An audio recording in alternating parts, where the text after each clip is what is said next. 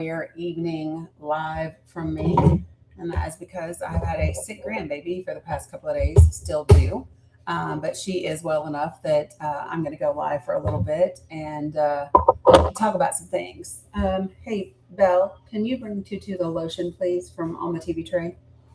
So hopefully you guys are doing well and are ready for this conversation and all the things that may go with it. Where am I looking for? I'm looking for something that I need to put up here, and I gotta find it. Give me a second. Perfect. There we go. All right. What's up, Tube? Good to see you. Missed you guys. I know I wasn't live yesterday or earlier this morning. Hey, Lisa. Good to see you. What's up, Heather? Hey, Lydia. Um, hey, Neuro Mama. What's up, everybody? Hey, Alice. Good evening. Oh, Amy, our Mila girl is really, really sick. She's really, really sick. So much so that I'm kind of watching her for the next little bit. And her pediatrician's office told me to keep an eye on her just to see if we end up having to go to the ER or not. So, yeah, she's just had it really rough. She has a horrible gastrointestinal bug of some sort. And it is not good. Yeah. So the biggest concern right now is dehydration because she's got it from both ends, if you know what I mean, right? Hello, Ella Robinson. Good to see you over there as well. Yeah. So I could have gone live earlier today, but she just wanted to be snuggled. And so literally that's all I did earlier today was just snuggle and push some fluids in her and all of that. So, yeah, I took her to the pediatrician yesterday and it's just a bug. So there's not really sure, there's nothing really they can do. Right. So we're just waiting. And so I've been keeping an eye out on her all day and pushing some fluids and all of that. Appreciate it, you guys. So, while she's kind of chilling out with Big Sis over there for a little bit, I decided I would go live, make TikTok happy and catch up on some news and some things with you guys. I know this is not my normal time to be live. So I appreciate you all joining me. Hey, Sean, good to see you. So, hey, Michael, good to see you as well. Hello, Wilma. How are you? So we're just going to kind of dive right in. I apologize in advance for my mods over here on TikTok if the graphic brings poke. No, they didn't, Chris. No, they didn't. They basically told me to keep an eye on things, and if things continued this way by Friday, to bring her back. But what I'm actually going to do is, depending upon how her urine output is, she may end up being seen before Friday again. You know what I mean? Even though I just had her seen yesterday. What's up, Tim? Good to see you. Yeah, Lucid, Mila has been sick. Mila is sick. So hello, Harley Chick. What's up, everybody? So I appreciate everybody joining. My moderators that are on TikTok, I apologize in advance if this graphic brings people in. But it just kind of is what it is. Appreciate you, Sandy, very much for the Guardian.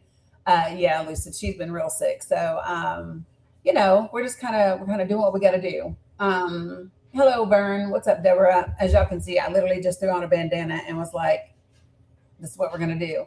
Yeah, her mom has been at work, and then I've been pushing some Propel in her to try to keep her hydrated as much as I can. Popsicles. She's so cute. She keeps going, Tutu. Is cake sugary? Because she heard the doctor say she can't have anything sugary. So she was like, is cake sugary? And then she asked me if milk was sugary. And I said, no, but milk is dairy too. And she said, dairy, will dairy make me have diarrhea too? And she was like, I really want something. She was like, but I know I can't have it. I said, no, baby, not yet. So, hey, Irvet, good to see you as well. So yeah, she's really been going through it, y'all. Oh, it's been rough. Hey, Bella Magoo, can you bring me the lotion, please, off the TV tray? But I do want to talk about what's been happening kind of around in the world and in our world and with primaries and good evening, Jeff, and with all the things. Yeah, Burke. So, yeah, so no, she won't even, listen, she hasn't wanted any of that, Kimber. So like we've tried. But she hasn't. So today is the first day so far that she's been able to actually eat anything and keep anything in since Sunday. And that's literally just the last little bit. the lotion, baby, right there that I gave you, the shea butter that you put on before you go to school. Thank you. Um, so yeah, so since Sunday, anything that she has eaten has come out one end or the other. So yeah, she didn't even want the bananas. Like I've tried, I literally y'all. So we'll see. Today's the first day that she's been able to keep anything at all, even remotely in, and that's just been this evening. So my biggest concern is just dehydration. Appreciate it, laundry guy. Yeah, my biggest concern is just dehydration. You know, she slept a lot today and just snuggled up, but so we're just gonna kind of see it and see how it goes. Veronica, did you mean to request up? Oh, boosting. Okay, thanks, appreciate it. Hey, Letty, good to see you. All right. So yep. So actually, yeah. So the pediatrician and I talk about Pedialyte. She doesn't like the taste of Pedialyte, so but she will absolutely drink Propel. And of course I've been flavoring her water. Hey Titus, I've just been live a few minutes, like 5 6 minutes. So she's been doing that. She does a great job of drinking water and stuff like that. It's just she just literally she's been so pitiful. Yeah, so she's doing great with her intake. It's just her being able to keep anything in, like literally. So hey, blessed and grateful. All right, so things that I do want to talk about. So our debt hit $40 trillion today. How do we feel about that? Because I feel like what the fuck. Hey, Sin, how are you? Yeah, the debt is. You should list the top 10 reasons. Yours is not nearly enough. I don't think I have 10. I think I just have 10 statements. I don't even think I have 10 of them, and I don't think that they're reasons for anything. Right? I don't think they're reasons for anything. 40 trillion, right, Masani, too much winning. So I think, yes, the Treasury is buying back a ton of our bonds right now to try to offset some things. 100%, that is happening. At the same time that we know the yen is also having issues. Prices are through the roof. You got your first yard sign. Love that, Carrie. We are in a losing war. Yeah, our interest in our debt exceeds our annual military expenditure. Just keep coming with the good news. Um, so, Jimmy, I'm not sure exactly what your point is. Hey, Jessica, good to see you. So, Jimmy, why don't you do you want to join? Why don't you just come on up and we can chat? I can't request you, Jimmy. I think your account is set to private. But why don't you come up and let's talk about NIH, FDA, military education, FEMA. We can talk about those things if you would like. Michelle, I just finished giving a whole long update on her. Let me just say, tonight showing a little bit of improvement, but she's been really, really, really sick.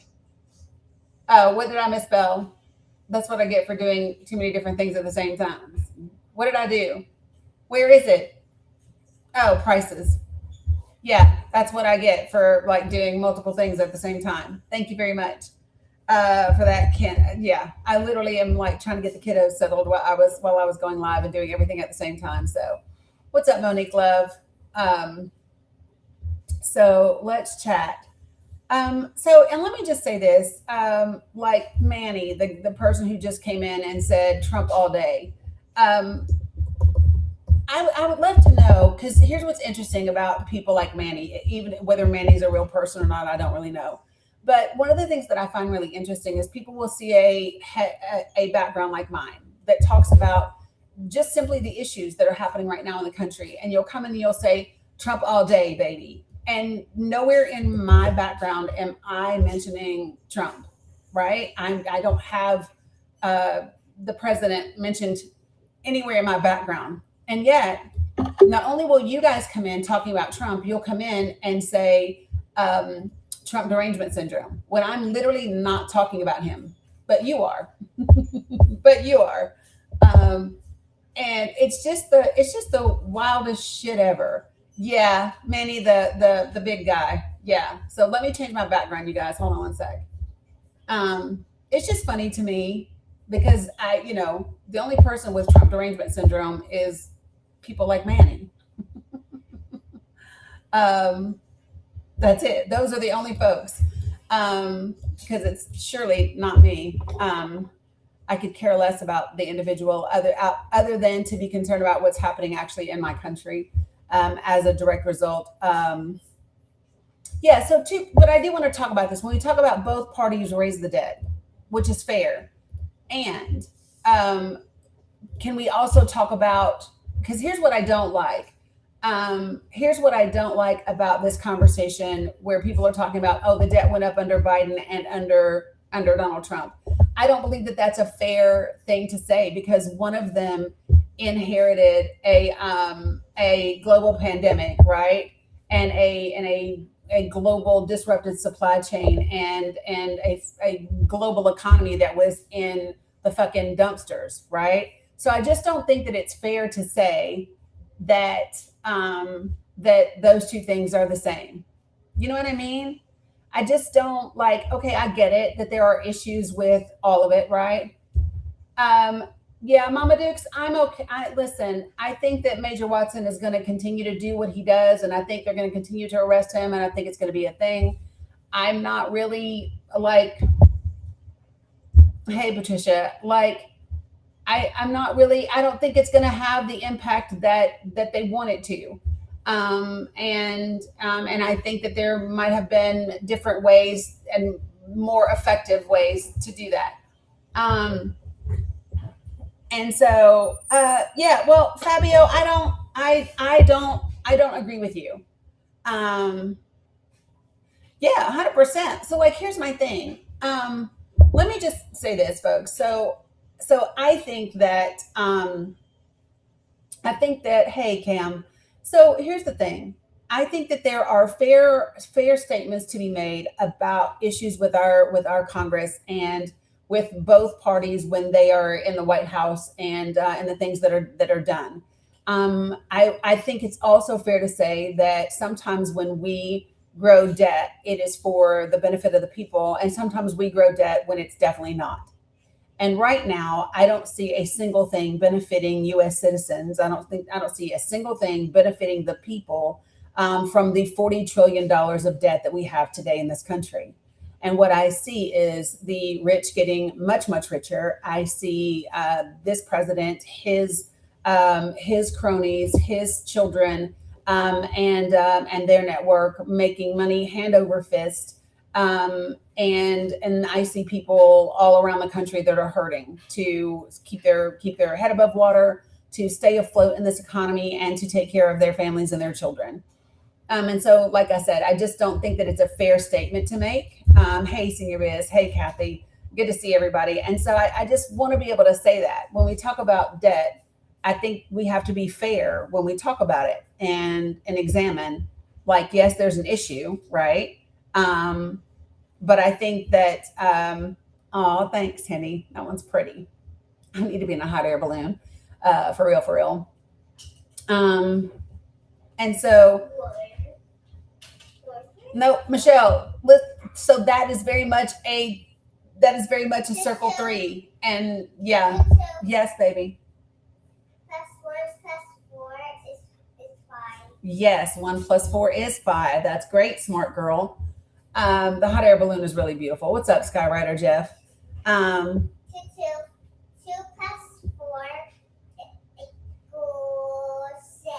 yes, 2 plus 4 equals 6.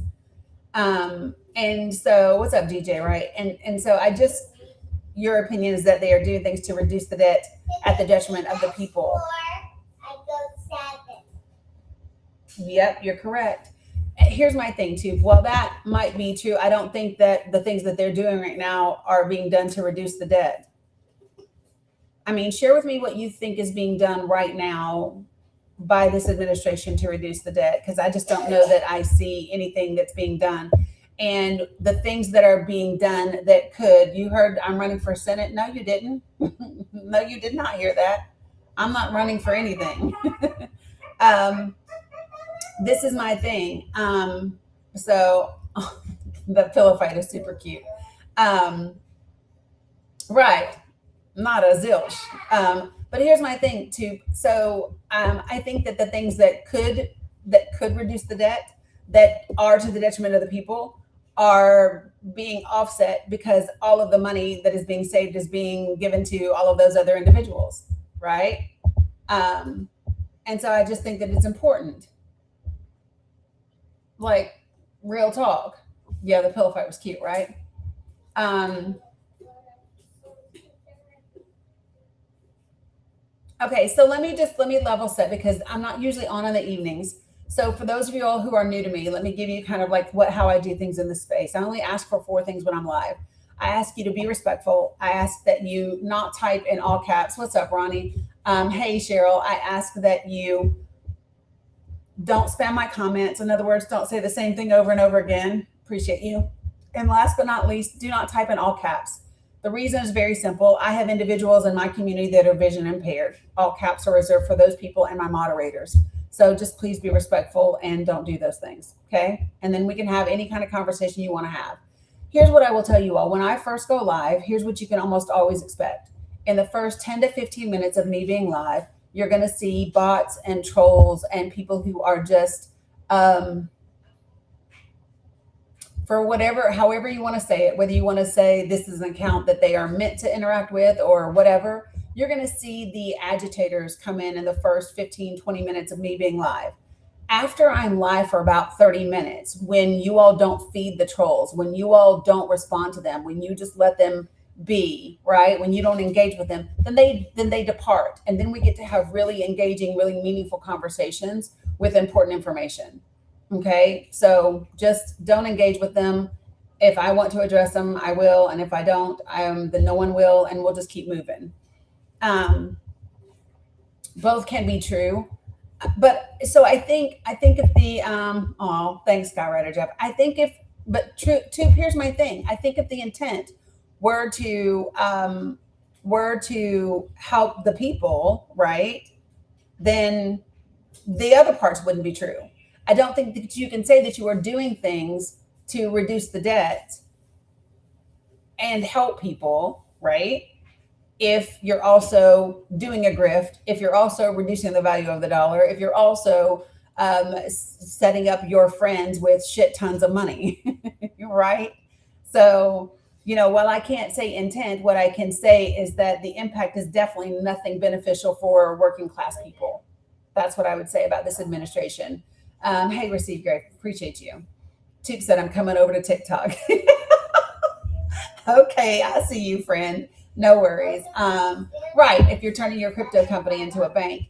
Listen, I think that there's a problem, you all. We have health insurance. Oh, that's cute, Brandon. We have health insurance companies, we have hospitals, healthcare organizations that not only do they own hospitals and healthcare organizations, some of them, thank you for the sloth, also some of them own insurance companies. Did you all know that there are healthcare systems that own insurance companies? In addition to owning insurance companies, they own pharmacies. In addition to pharmacies, they own credit unions and banks. Why are healthcare organizations, why are insurance companies, but I'm not even talking about like big, like CVS. I'm not even talking about CVS, y'all. Listen, the medical monopoly that we have back home, listen to me, you all. The medical monopoly that we have back home owns banks. They own credit unions. I want you all to stop thinking national. I bet you money if all of you all looked into your local hospitals and healthcare systems, I would bet you money you should stop and look and see what they have. So listen, so one of them, so let me just explain to you what happened. So yeah, but I've known about this for years too because of Ballot Health. So listen, so let me tell you about Ballot Health back home where I'm from. That they are the region's largest employer. Okay. They are the region's largest employer. So they employ, the majority of the people. On top of that, like I said, they own a credit union, and all the banks, the hospitals, the majority of the hospitals, the vast majority of the hospitals, they own they own some pharmacies, they own the majority of the urgent cares, all of those things, right? But get this. So do you know some of the car dealerships were hurting because Ballard was giving their employees special rates. If they financed their cars through the credit union, then they got a special rate, right? And so it was hurting the car dealership. in their ability to finance through anybody else. And that matters when you're the largest employer in town. Yes, they own a real estate company as well. Mountain States Properties. Yes, they own a real estate company, which by the way, the real estate company is for profit, and the real estate company owns the real estate where the hospitals are, but the hospitals are nonprofit. So I've never quite figured that out. I've never quite figured out how you're a for-profit real estate company. You own the real estate that's at that location, but the not-for-profit hospital is at that location. And so the for-profit business and the nonprofit business share the same address, exact same address, 400 North State of Franklin, right? It's just absolutely wild when you see these types of things, right? It's just something that thanks in the middle. Y'all must have missed me. Appreciate all the gifting. But I just really think that people, hey, Belly, you got 17 minutes, babe.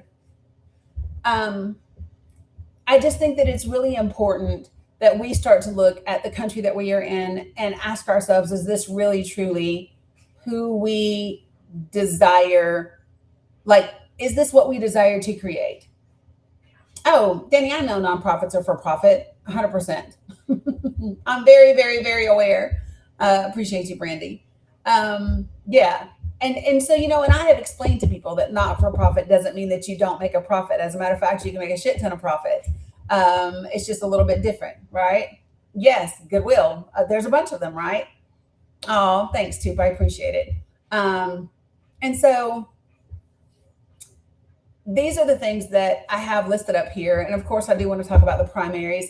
I do want to talk about, so I shared this with you all the other day, how I feel about this mixed bag that we're getting, where in some primary races, the establishment or the Democratic Party's chosen preferred candidate is winning. And then in other times, there's the more progressive or the DSA candidate is winning, right? And here's my thing. I'm actually happy with this outcome. And I'm going to share with you why. So I believe that change that happens really, really fast and that's really extreme is almost always guaranteed to be temporary. I think that I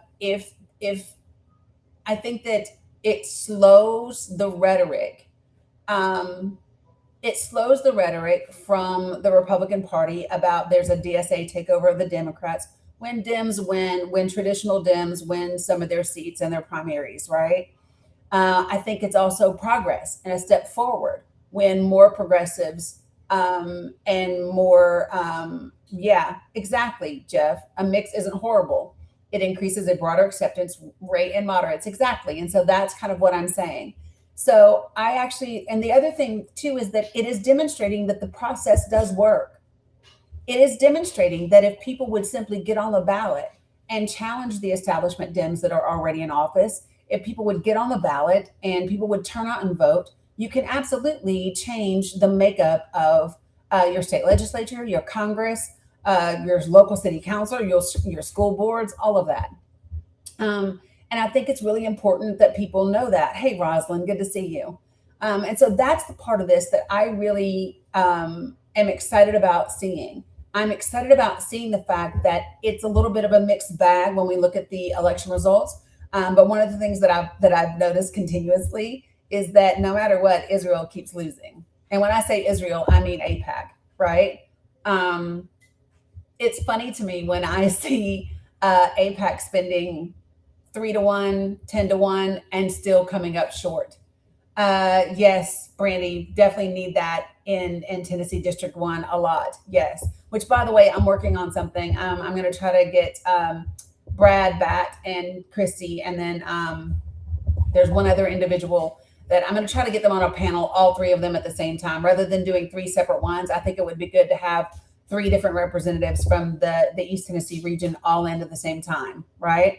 People make Izzy, yes, make Izzy broke again. I'm all about that, Jeff. I'm here for that all day. But I am enjoying seeing APAC be outperformed even when they are overspending tremendously. And so I think that that's really, I think it's great. So like, I think that we are moving in the right direction. Um, of course, I would love to see us move in the right direction faster, right? But at the same time, midterms are in 76 days, and we have a lot of work to do. And I want to be clear that the work is not just for right now. The work is for from now until forever. Why in my head I heard some Disney damn song. What's the song? Now until forever. What's the song? What do I feel like? What do I feel like? Frozen or something just came in my brain all of a sudden. Anyway,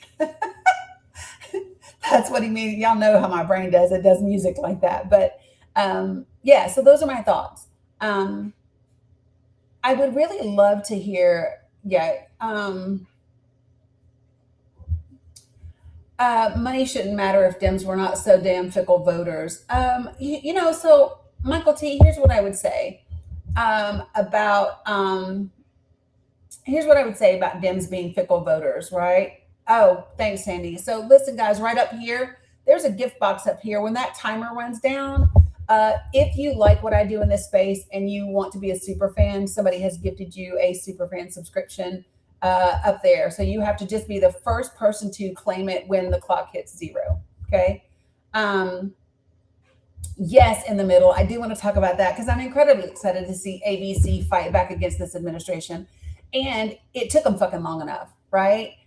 In my mind, every single one of these media companies and outlets should have been fighting back from the start. They should have never capitulated and pulled the shit that they did with Jimmy Kimmel or with Stephen Colbert or anyone else, right? It took far too long. However, better late than never, I guess, at the very same time, right? Far too long and better late than never. I just think that, yeah. Hey, Margaret, good to see you. And money doesn't mean everything. Hey, friend, how are you? So, I really do want people to kind of hone in on the wins. And this is something that I want to say to everybody that considers yourself to be progressive, liberal, a Democrat, far left, leftist, left leaning, whatever the hell. Like there's so many different. I literally have heard people on this app. Yay, Desi! Thanks for becoming a super fan. Appreciate you, Sandy, for gifting. So I literally have seen people on this app go, "I'm not progressive. I'm left." Or some people have said, "I'm not a liberal. I'm far left." And why I don't. So this is my thing. This is why I hate labels. Can we just decide without having to stick a label on the front of your forehead?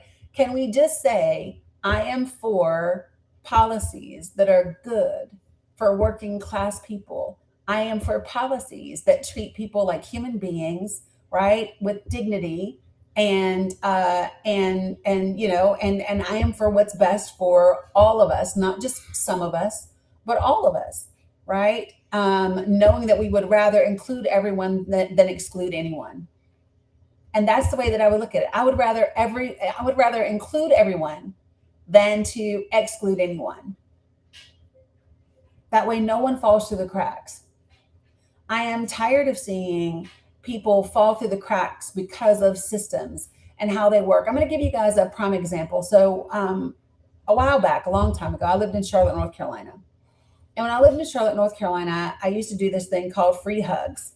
And that grew into something called free hugs and love. And then it was free hugs and suds. And what it was is, so when it first began, we used to go up to Uptown Charlotte, which is downtown. And we would go up and we would just have on t-shirts or signs that just offered hugs to people.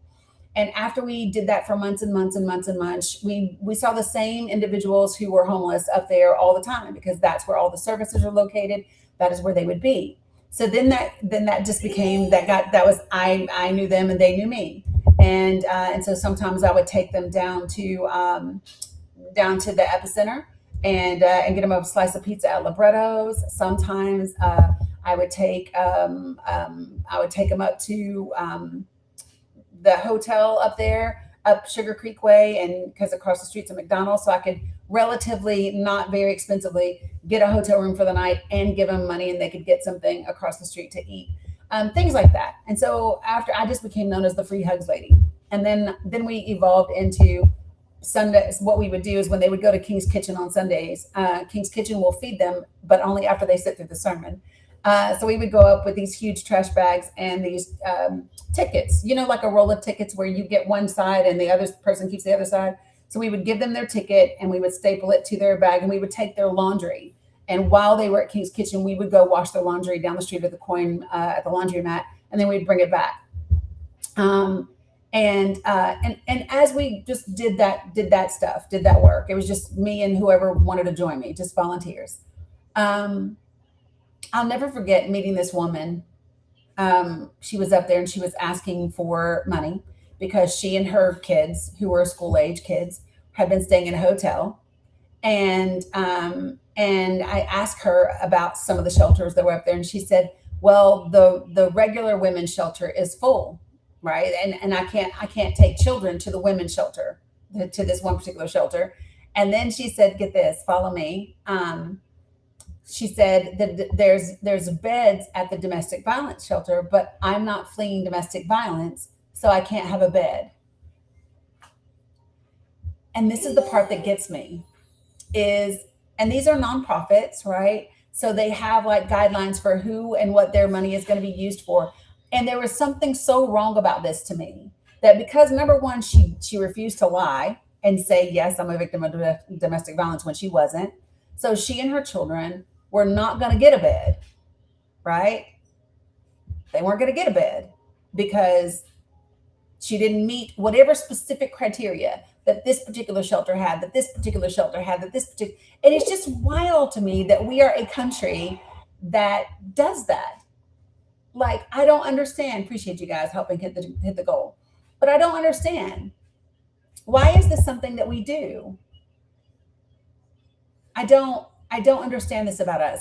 I saw an ad today talking about Finland, and like their kids don't start school until 7. They don't take exams until they're 15.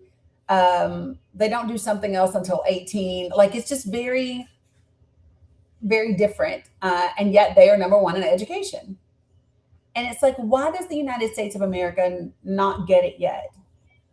That our extreme vulture capitalist lens through which we view life, and through which we govern, and through which we set up policy and infrastructure and institutions, is not conducive for a happy, well-rounded, highly educated, high-performing society.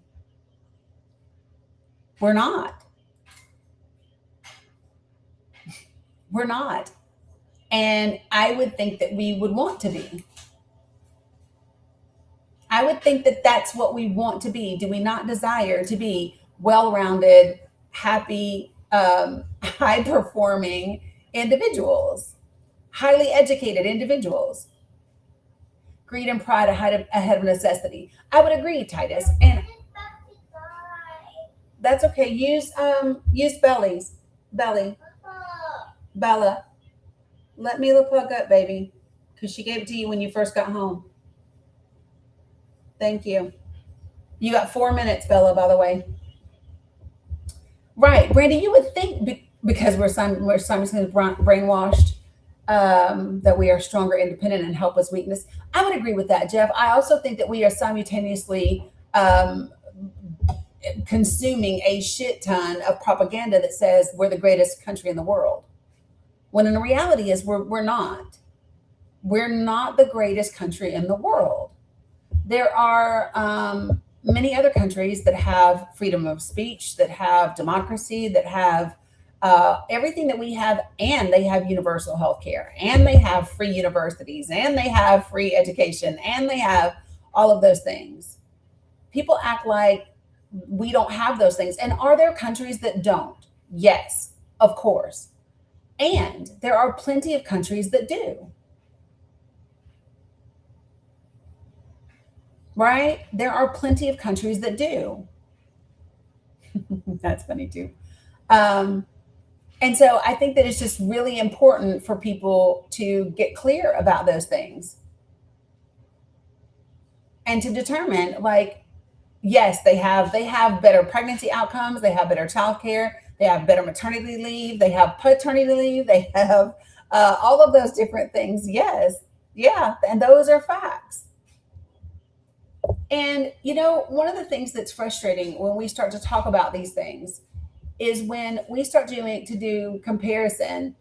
We're talking, and listen, we might be talking fruit, but we'll be talking about one particular type of fruit, and then all of a sudden there's this comparison to something else, as if we can't address more than one thing at one time, and without deflecting to point at a different issue, right? Based on ours, right?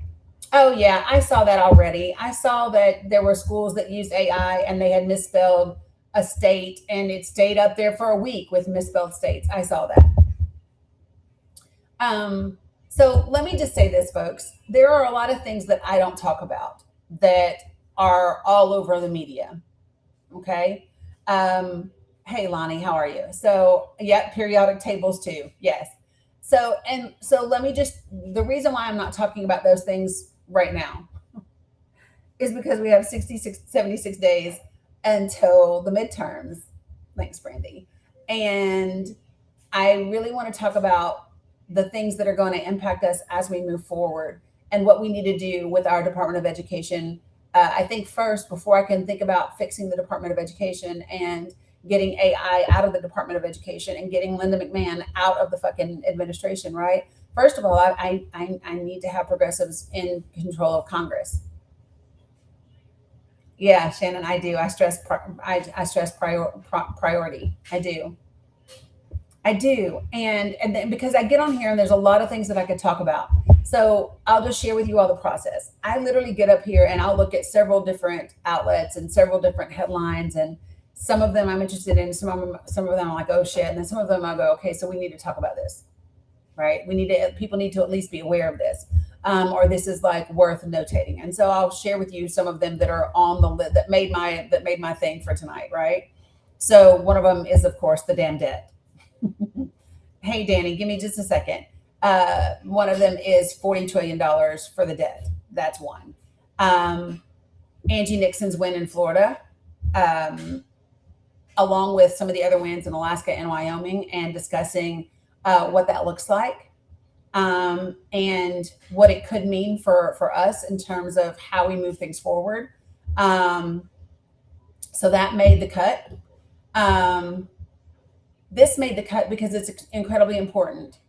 The Israeli military admitted today that its troops did open fire on the car with Hen Rajab in it. And so that's huge. And so we are going to talk about that. I'm not going to play the 3-hour phone call. I'm not going to play her clip and her voice, because I don't think that anybody needs the added trauma or the added angst, right, that goes along with it. But I think that it's important for us to do, right? I think it's important for everybody to know that in that, though, they didn't just unalive her, right, and the other people in the car. There were also 15 Palestinian medics and humanitarian personnel that were also killed in that deal.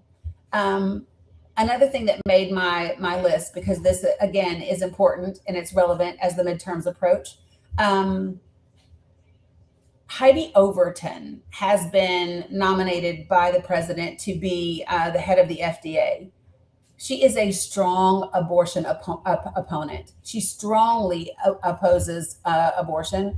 And I think that that's really important, and people should be paying attention. I'm going to say that again. People should be paying attention to the fact that that's who he nominated, right? So, Margaret, let me just say this. I say this to everybody, but I just want to give a reminder. So one of the things that I don't talk about are things like that. For those of you guys over here, Margaret said, that's why Trump says he loves the uneducated. They profit from the uneducated. Listen, he is profiting from the educated and the uneducated. The educated have made billions of dollars off of him, right?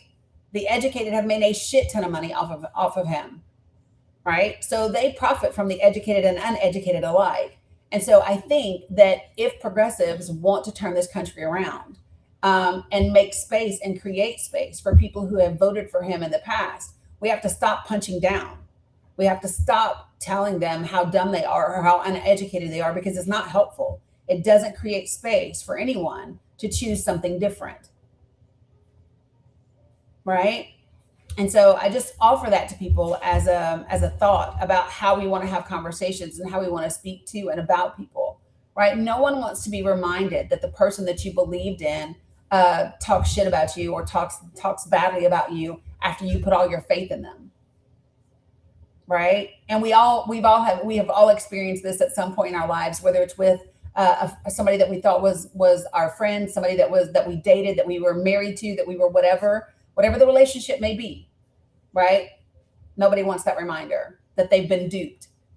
And not only that, they've been duped, but they've been mocked for being duped. They just don't need the reminder.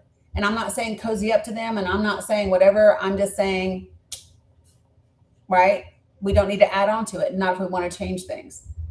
All right. So listen, folks, I am going to bring some folks up to the panel. When I bring you up, please do me a favor, put yourself on mute till I get to you. Hey, Belly, it's bedtime, love bug. It's time. You actually got 4 extra minutes, girl. Thank you, baby. Put your phone on mute until I get to you, and then we'll kind of get into the conversation, okay?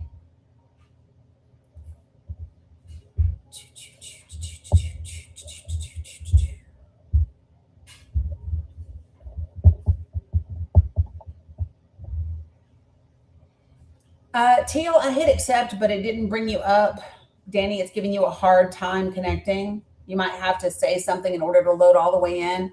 Multi-guest is having issues. I've seen other creators talking about this being an issue for them.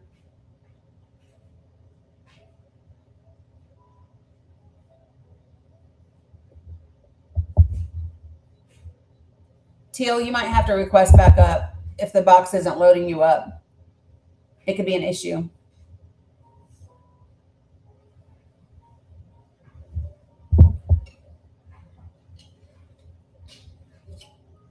Dani, why don't you drop down and request back up? And let's try it again. Let's see if the second request. Yeah, it's a TikTok problem. It's happening across the board.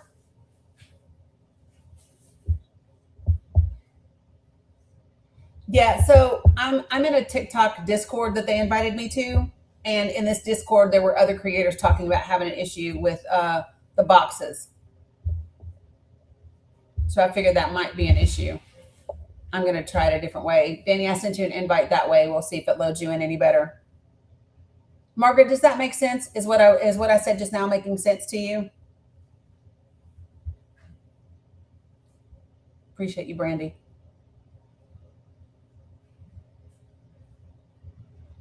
Yeah, because they're trying to fix something, and they're trying to fix it, and I don't know if they're making it worse or what.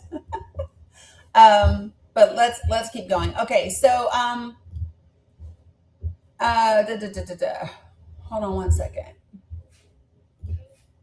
I do want to talk about. So I follow a couple of accounts, and one of them is from.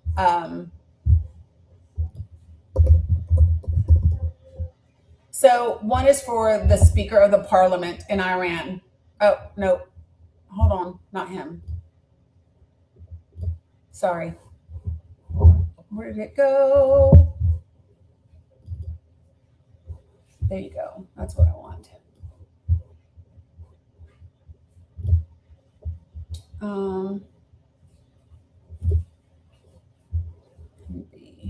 Okay, that's what I want.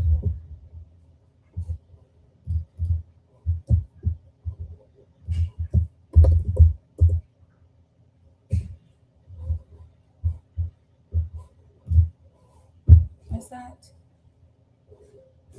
Uh, yeah, no, Ethan, you're a child. Okay. Hey, Wasim. Okay, so yeah, so I follow Mohammed Bagher Galibaf. I don't know how you say his last name, but he's the Speaker of the Parliament for Iran, and so I follow his one of his accounts because I like to see what he says, and so I'm gonna give you something that he said earlier today. Um, and it says, "Hey, Danny, give me a second, okay?" It says, Mahdi and the dear Hajj Qasim, here is the fruit of your jihad and your blessed blood. In the new regional order, foreign powers' interference in the equations between states is receding at an accelerating pace. America is seeking an honorable exit for itself from the region, and the project from the river to the sea for the Zionist entity has become mere fragments of dreams. And so it's a group of Iranian officials all together in front of a statue. I don't know enough about the history of Iran or whatever to know like who the two figures are on the statue. The part that I wanted to speak about for us is this. Let me share it with you guys so you can see it over here. Um, the part that I wanted you all to notice is things that he said. He says there's a new regional order, and he says the foreign powers interference, so the interference of different foreign powers in the equations between the states is receding at an accelerating rate, at an accelerating pace. And then he says America is seeking an honorable exit for itself from the region, which I think is important to note. And then the project from the river to the sea for the Zionist entity has become mere fragments of a dream. Something is happening in the Middle East that U.S. news outlets are not talking about. There's a reason they are talking. So what I need to do is actually look to see like who are all the faces. Like he's in the middle, and then there are other what appear to be other Arab leaders all around him, and it's a big press conference that took place. Um, so I think that we should be paying attention when they're saying things like this, and they're putting them out, and they're having press conferences, and they are talking about them and the impact that it could very well have on us. What happens? So have y'all? No. So the person that I'm quoting, that is the Speaker for the Parliament of Iran. That's who that is. Um, Let me see.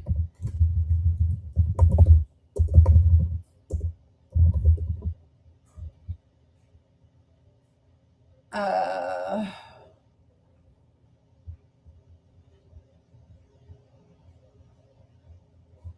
Give me a second. Let me see if I can see.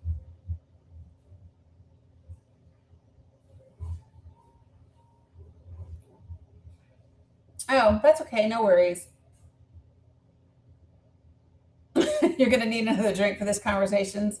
So here's the thing, right? And the New York Times just put out an article. I don't subscribe, so I can't read it. But it says what to know about Iran's economic ties with Gulf countries. So the UAE has cut off all economic ties with Iran, right? Um, and Iran said, we did not. Yeah, I knew that part, Jeff. So the UAE is claiming that Iran fired two ballistic missiles into its waters and attacked state owned ships. And Iran said, no, we didn't. Iran called it a false flag operation. But this is a big deal because it's a big trade halt that will economically impact Iran 100%, right? And in bad ways. But there's something else that has happened. And this is what I'm trying to find. And this is why I need to have up my link for the.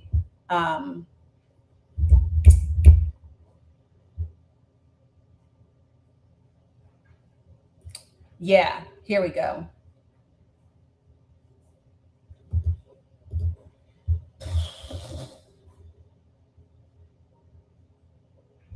Hold on, let me see if this is what I'm looking for.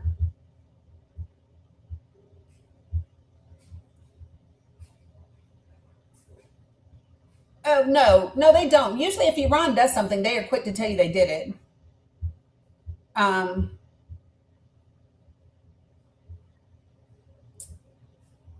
oh, I don't see it. So, Jeff, do you know? Do you know what? Do you know what he's talking about? Because I don't know what he was talking about with these particular individuals. Danny, if you want to go ahead and chime in while I try to look for this. Can you hear me? I can hear you now. Yep. Okay. I don't know if you're aware, I might have tried to tell you before, but now where I was legally blind, I'm almost totally blind, and I can't write in your prompts. And the only thing I can do is see symbols like the praying hands and the hands up. And that's to let you know that if there's space for me, I'd like to say something to you. And so, uh, a couple of things I would like to say. I love your lives. Danny, you are the most informative current events live person on TikTok, bar none. Your information is always very credible and legitimate. Now, as it relates to this current state of affairs that we are in as a country, I have, and I don't mean to sound like somebody is just anti-American. I'm not. However, based on the what I call the fact pattern, you heard me. I think you've heard me talk about the fact pattern of history from then till now. As a paralegal, when a lawyer presents a case, he has to present a fact pattern to the jury to prove or disprove something. Well, this country has been the most non-trustworthy country. We do psyops against our own people, propaganda. The media is the strongest proponent of wrongdoing and corruption as it relates to, like, there was a time that they had this birth of a nation to say that black people were evil and the Klan was doing, the Triple Ks was doing their patriotic duty.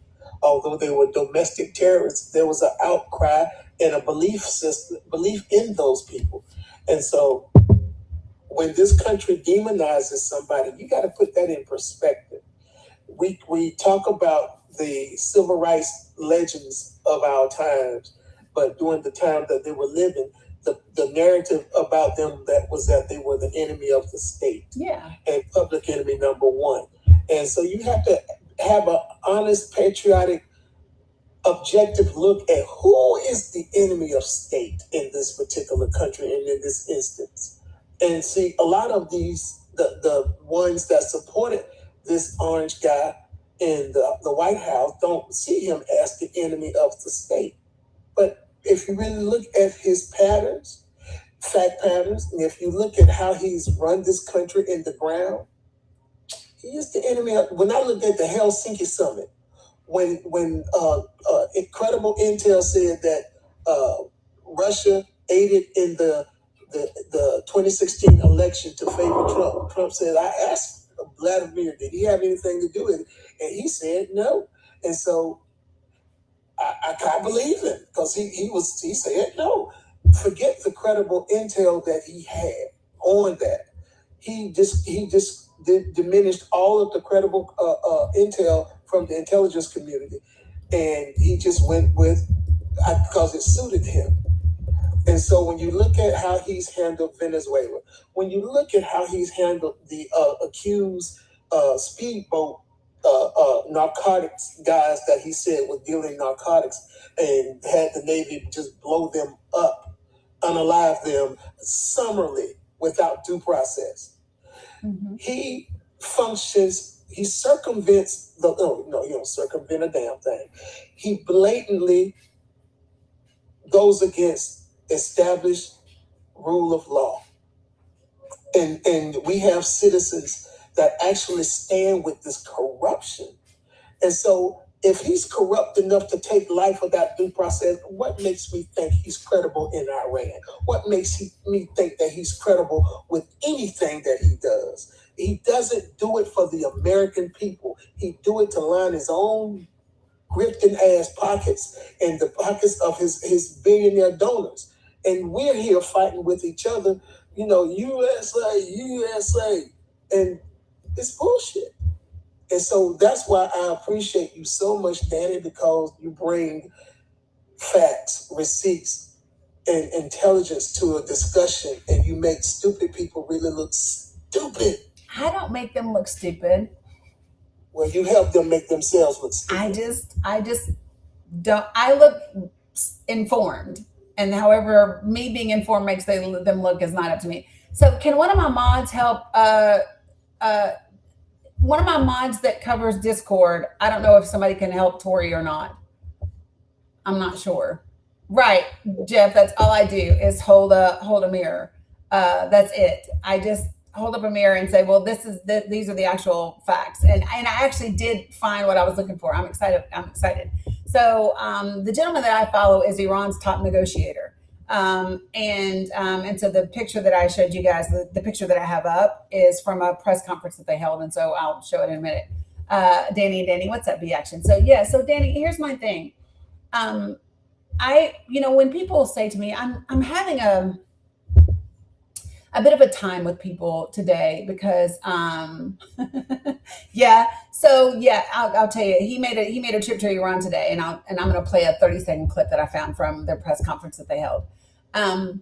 But so here's my thing. I think that we are reaching. I think that the old scripture, pride goes before the fall. Yeah. And I'm wondering how far the United States of America is going to have to fall before we stop coming from a place of pride. Well, you said a very interesting point, and I'm going to say this and I'll drop 2 points.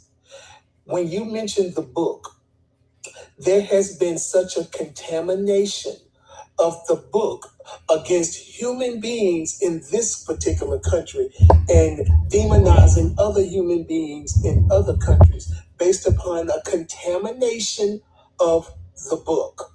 And then if you look at something, I'm going to say this, from an ideological standpoint, the greatest enemy, and hear me well, I don't care where you look at in the history of this country, the greatest enemy of the state against human beings in this country has been the conservative. The greatest movement forward that we've ever had in this country were by progressives. When the Republican Party was formed, it was a progressive abolitionist party. Mm-hmm. When the progressives won the civil battle, it's called the civil battle, the progressives won. The progressives got the 14th Amendment, and the progressives also voted the Civil Rights and the Voting Rights Act of 64 and 65 before they flipped the progressives with Kevin Phillips and the Southern Strategy, and they became conservatives to allow the Dixiecrats to come home to a party because black people were becoming Democrats, and so the Democrats wasn't seen no more as conservatives because blacks became Democrats, so they became liberals. But if you look at the progressive movements, it brought women's suffrage, rights to all citizens, and progressive movement brought Social Security. The progressive movement is the greatest thing that will save the United States. It's America first only with the progressives, not with the conservatives. They are corrupt and they only believe in big business, and screw you if you're not big business. Thank you for letting me come up, Danny. Yeah, you're welcome. Ooh, you're welcome. I got that off my chest. I damn near felt like I was in therapy. Thank you, Danny. You're welcome. I hope you do well, and always wishing you the best with your vision, your eyesight, and things. Okay. All right. Have a good one. Hey, Shirley, how are you? And so let me just say this about she's still pretty sick, Butter's house. I gave her a really big update at the beginning. I'll update again in the Discord after we get off this live. But yeah, I'm still waiting a little bit to see whether or not she's going to end up making a trip to the ER for just hydration purposes, if nothing else. Yeah, baby. I know. It's okay. I know. I'll let him know, okay? We got to get you better first. So here's my thing.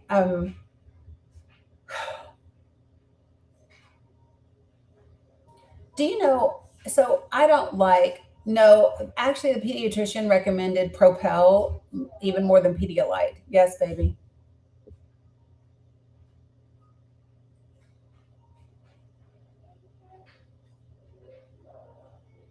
Okay, I'll let her know. Okay. Um. Okay.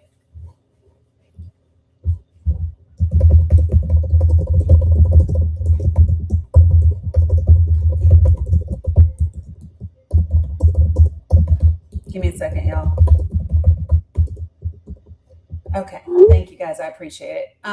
Yeah. So because Pedialyte doesn't really taste great, um, yes, she just finished another popsicle. Literally, you guys. Yes. She's done Italian ice, she's done popsicles, Propel, all the things. Literally though, just everything that we put in her, she's had diarrhea and vomiting since Sunday. So it's not for a lack of fluids going in, it's just not keeping anything in. So today's been the best day that she's had so far, but it's just a matter of getting some more in. Okay, so about this part. So one of the things that she can't have anything fruity, Jeff. That's the thing. If it's sugary, then that's a problem. But so let me just come back. Um,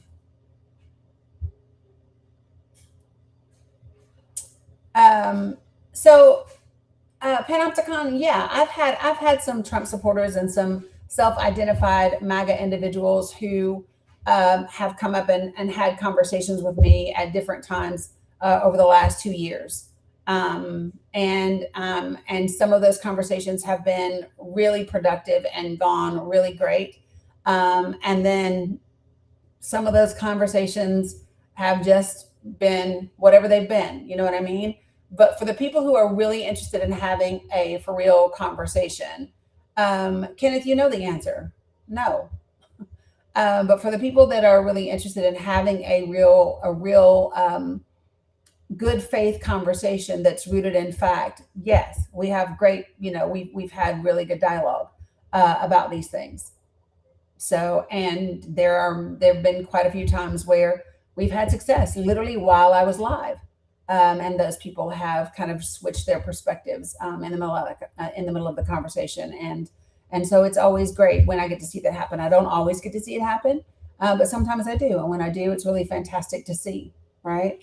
I think for me, so you all know I'm not a fan of Mike Johnson. I think his seven mountain mandate that he believes in. I think his appeal to heaven flag flying outside of his office is concerning. And everyone should know what those things mean and why they should be a problem for everyone. Having said that, when he became Speaker of the House, I did not listen to his speech. How many of you all did not listen to Mike Johnson's speech when he became Speaker of the House? If you didn't, put a one in the chat.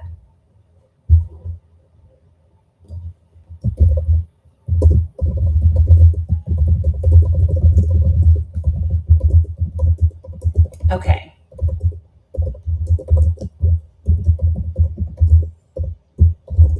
I want to show you something.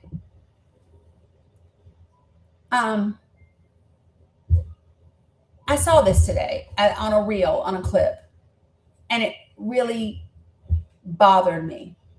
It bothered me a whole lot, because as a U.S. citizen, one of the things that I am tired of seeing is members of my Congress talk about their first order of business and the first thing that they want to do be for another fucking country.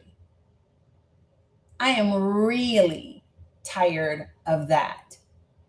I don't want to see another person in Congress telling me that you went to Congress to be the most pro-Israel senator. I don't want another member of Congress to say Israel comes to me in my dreams. I am tired of it. And I'm going to show you all this clip You guys, I'm going to have to play it for you because TikTok will ding me if I show it to you.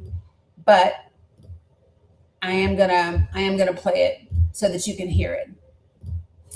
This is actually from October of 2023, when Mike Johnson became Speaker of the House.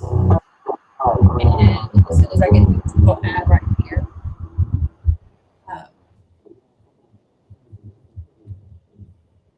Oh my gosh. Oh my sweet baby Jesus. I don't want to hear anything except for him, please. Thank you. Listen, I don't want to hear anything else but him. Jeez, Pete.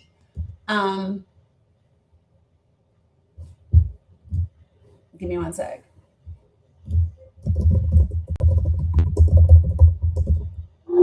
Okay.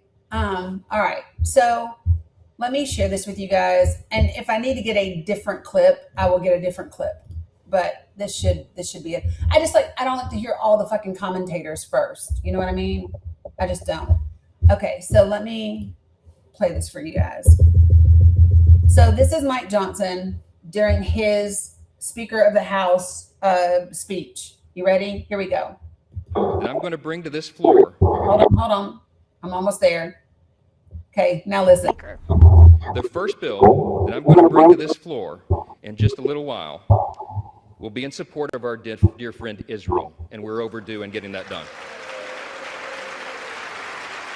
We're going to show not only Israel, but the entire world that the barbarism of Hamas that we have all seen play out on our television screens is wretched and wrong, and we're going to stand for the good in that conflict. The resolution passed with overwhelming bipartisan support. He literally said the first thing he's going to do, the first bill that he was going to bring to Congress was funding and support for Israel. And let me just go ahead and say, we've talked about this a lot in this space, that it got bipartisan support, Dems and Republicans alike, right? So we're overdue in getting aid to Israel, but we're not overdue. Exactly, Shannon. We're not overdue in getting health care to our children. We're not overdue with taking care of our elderly. We're not overdue with, with anything else, right? It doesn't, and this is what I don't get about people who say that they are Republicans or people who support this administration, people who say that they are America first and support this administration and support this Republican Party. What I don't understand is how you continue to support members of your Congress, members of your party that are clearly putting another country's interest over the interest of ours. I don't understand that.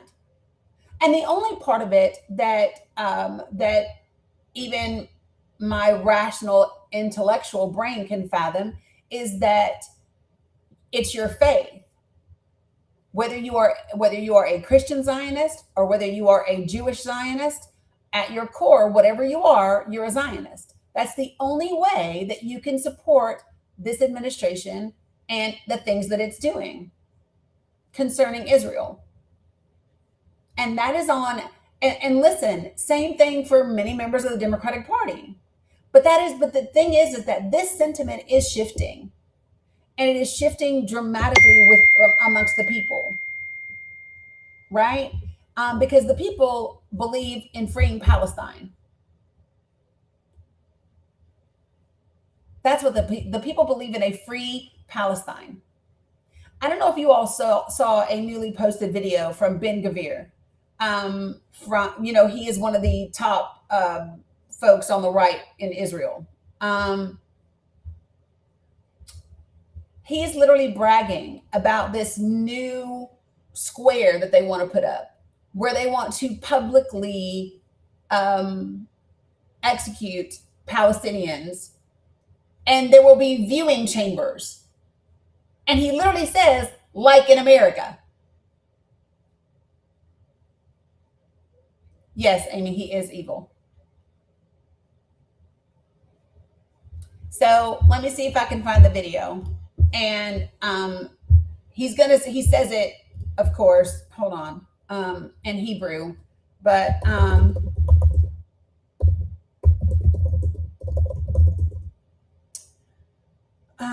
what's it? What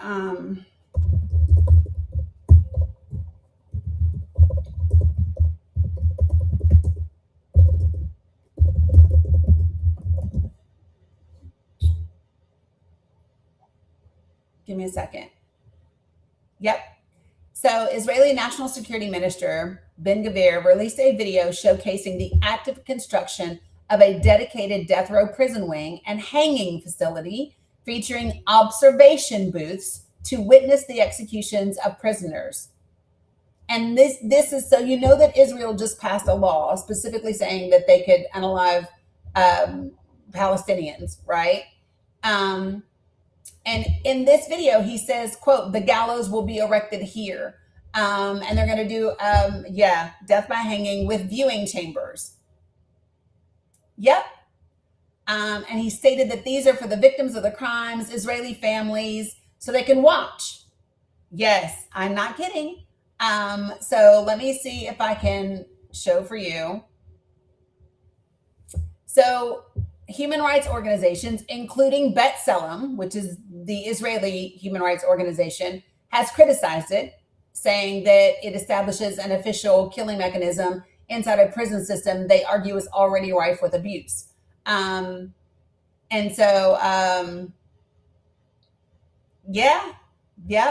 okay, so let me get the video for you guys because you know that's what I prefer to do. So you can hear him in his own words. Yeah, everybody's talking about this.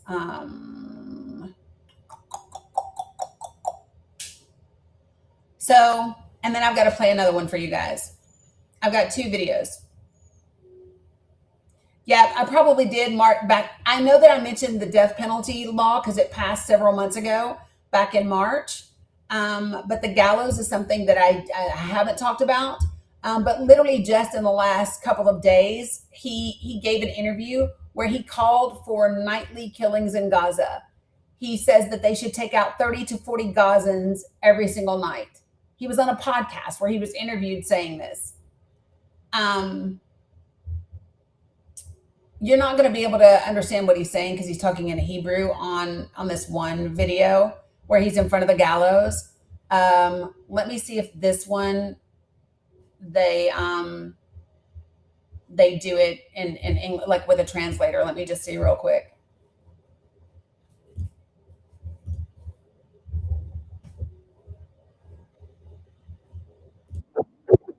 Yes. No, but it's in the hey Dax. It's in the I'm gonna read the translation. Hey Veronica, I'm gonna read the translation for you as he's talking. And this was literally just a couple of days ago on a podcast interview that he did. Okay. Here we go. זה לא סוד, אני חלקתי על ראש הממשלה, אני חושב שצריך... Wait a minute. God, that went really fast. It's no secret that I have disagreed with the prime minister. אני חושב שצריך לעשות סיכולים ממוקדים בעזה, כל לילה להוריד 30-40. 30 to 40 people should be taken out every night. לא רק אלה שמסכנים אותך... who pose an immediate threat to you. לאותו רגע. אין, יש שם אנשים ש... are people there who should not be alive. הם לא בני חיים, הם לא צריכים... They shouldn't be living. I'm quoting. לחיות, הם לא אנשים גם... They're not people either. אני נותן להם מחמאה ש... And even calling them people gives them too much credit. אני קורא להם אנשים, אני בדמיוני... My imagination, I see all of Gaza as our... רואה את כל עזה שלנו. אמן. settlements, not just in Gush Katif. יישובים, לא רק בגוש קטיף, בכל... But throughout Gaza. עזה, לעודד הגירה כמה should encourage immigration. שיותר, לשלוח אותם לארצותיהם. And send them back to their countries. ואת המחבלים, שום הגירה ושום... As for the terrorists, no immigration and... כלום, אותם להרוג אחד אחד. Kill them one by one, every single one. The people... That is Israeli national security individual Ben Gvir. Yeah, he's... So listen, I need for you all to understand. They don't even... So like him and Daniela Weiss, they don't even believe that you should call Palestinians people. They don't even believe that you should refer to them as people. it is horrendous. And this is why, if you look on my post where I say complicit in war crimes, that is us, people. Just so that we understand, the United States of America is complicit in war crimes. And them passing this death penalty law that only applies for Palestinians, they don't have to get a trial, they don't have to have due process, they don't have to have any of that, right? And then they are building this part of the prison with gallows to hold these things and have viewing chambers, right? It's horrendous. And I think it's really important that, we're honest about these things. Itarusu,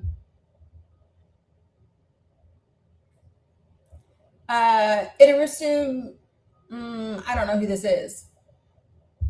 Okay, so folks, listen, if I bring you up to the panel, put yourself on mute until I get to you. Okay? Put yourself on mute until I get to you. And I'm going to risk something bringing up this account, but we're going to see. Because I understand that there are some people that have accounts on TikTok that don't really identify who they are or whatever. We'll just see what this is. Okay? And then we'll go from there.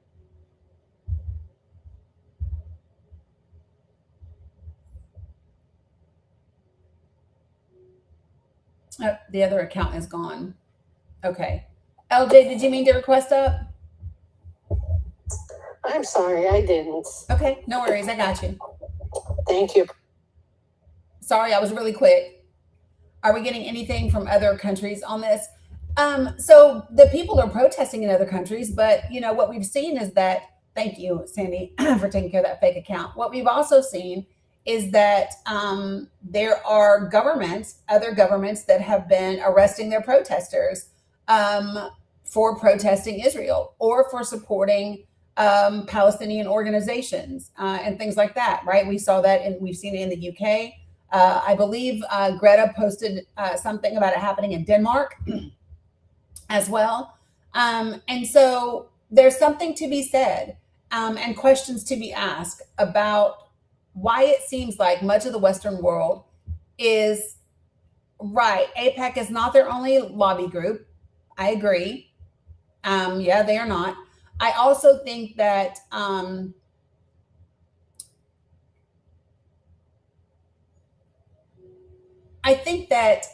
right. So who just said that? Who just said humanity is under a spotlight? It is. And this is the point that I really want to drive home is oh my gosh, who did I see today that was talking about this? So y'all know me sometimes. I'm a big, I don't know, I like to think about things in words and offer different perspectives. And so this was the point that was being made, and I can't remember who made it now, but just listen. They said, you kill a cockroach and you're applauded. You kill a butterfly and you're not, or a caterpillar and you're not. And it's the taking of a life is subject to aesthetics, what looks okay to do and what doesn't look okay to do.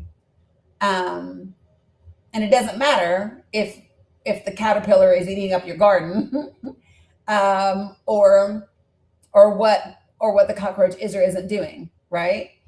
And I thought about that today. And I thought about how much of what we do, right, rat versus squirrel, exactly, same thing. It's what we deem worthy and what we don't. And the dehumanization that I see at play, both abroad and at home. So if you don't recognize right now that there are people on the oh yeah, I've already seen that. It's horrendous, Jeff. It's horrendous. But if you don't understand like where we are and what we've deemed to be okay versus not okay and what's happening right here at home. So the dehumanization of Muslims and Arabs in the United States of America is astounding. And it's repulsive.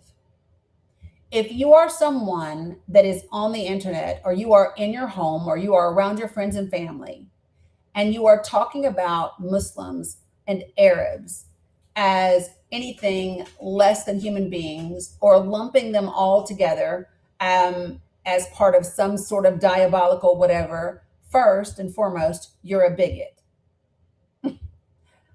And the reason I can say that is because you meet the definition. And if you knew anyone that was a Muslim or was Arab, you would know better than to go around saying those things and grouping them all together. And by the way, what if we applied that same thought process to absolutely every other group where a small segment of that group has done something horrendous in that group's name? Because should I say that Christianity breeds PDF files? And should I say that and use Jim Jones, David Koresh, and Jeff Warren and Sam Bateman as my examples? And I'm going to say, because of these extreme examples that where it happened, and then I say, to back that up, I'm also going to talk about all of your Catholic priests and all of your members of the Southern Baptist Convention that have also committed the same thing against children. So if I were to say that Christianity breeds PDFs, for those of you guys who are not on TikTok, that's pedos, okay? How would you feel about that statement? Where are my Christians at in here? If I were to say that about your religion, how would you feel about it? Or what if I said that at its peak, more than 40,000 people that were in the KKK were also pastors and judges and in the church? What if I said that Christianity breeds racism and racists? Yeah, you all would agree, but they would call y'all woke. You would agree, but they would call y'all woke. But I'm just like, these are the things that I'm asking. Right, Terry, I would be right if we clump everybody together. Now, would it be more accurate if I said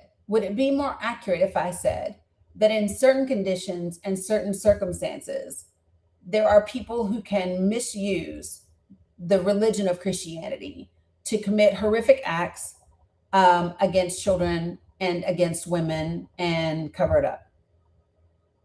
Right? Which one would be more accurate?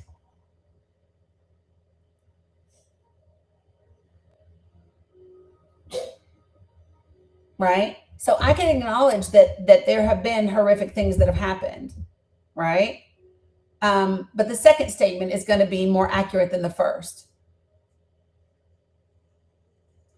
And so this is the one thing. So what I don't understand about Christians, specifically white Christians, right, is why that same logic that you want applied to you, you don't want applied to everyone else. You don't apply it to everyone else. So if I grouped all white people together, and if I said all white people are racist, there would be a problem. If I said all white people are racist, it's embedded, it's in your DNA, it's in your damn DNA. And I said that the reason for that is because white people have committed genocide and horrific acts all over the world in an effort for white superiority and colonization.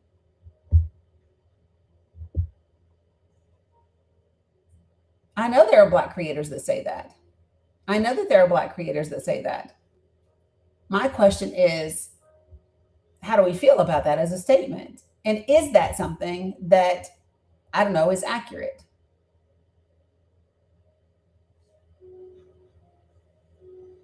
Yep, me too, Jeff. And so for me, there's a place where I'm willing to go and a place where I'm not willing to go. I believe that I believe that there is a certain amount, the same way that we carry, hey, Valerie, we carry trauma in our DNA. I think that there are other things genetically that we pass down in our DNA, right? And I also think that the mere existence of something in your genes doesn't mean that it develops into something that you display outside. And I think that there, in a lot of ways, your environment and how you are nurtured play a lot, have a lot to do with that, right? You would say facts doesn't care about your feelings. Okay, so and what facts would you back that up with, all caps?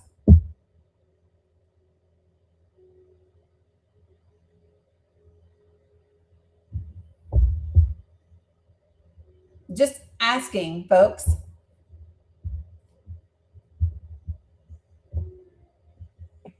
We've been laid bare and exposed as painful and still want truth. I think that I do wonder what is it that has gotten us to this place and why there seems to be this desire to colonize and to take over and to oppress. I do wonder why that seems to exist more so in a particular group of people than in other. I do wonder.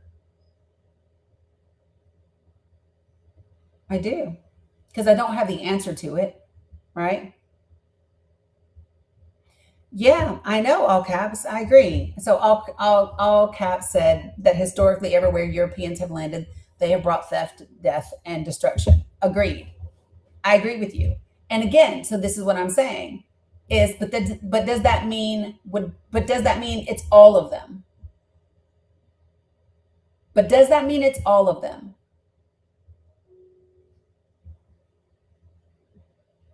Because here's my thing, right? At the same time, there have been people that haven't. So is it only a particular subgroup of that? Is it only a particular group? Right? And so those are some of the things that in my mind I go, huh, are certain, because here's what I think.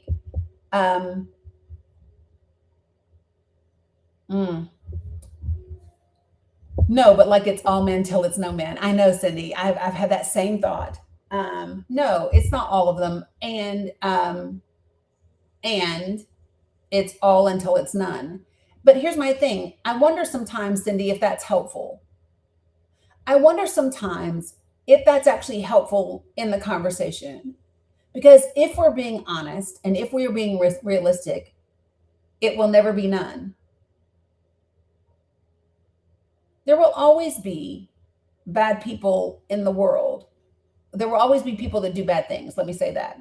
Because I don't know that I believe in good people and bad people. But I think that, so this is my thing, right? When we say that it's all men until it's no men, is that productive to the conversation? Because it will never be none. It will never be not all men. It will never be like no men. So how do we have a productive conversation about it without being all inclusive to everyone? And let me ask you a question. If me saying it's all men until it's no men, is that the same thing as me saying it's all Christians till it's no Christians? It's all Muslims until it's no Muslims? Is that the same conversation?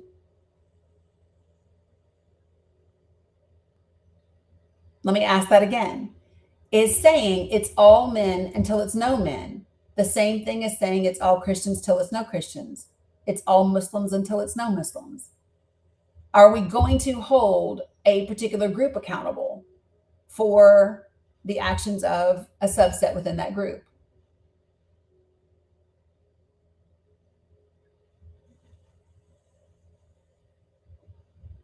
Now, it's also fair to say, if you look at the numbers, I mean, I'm just, you know what I mean?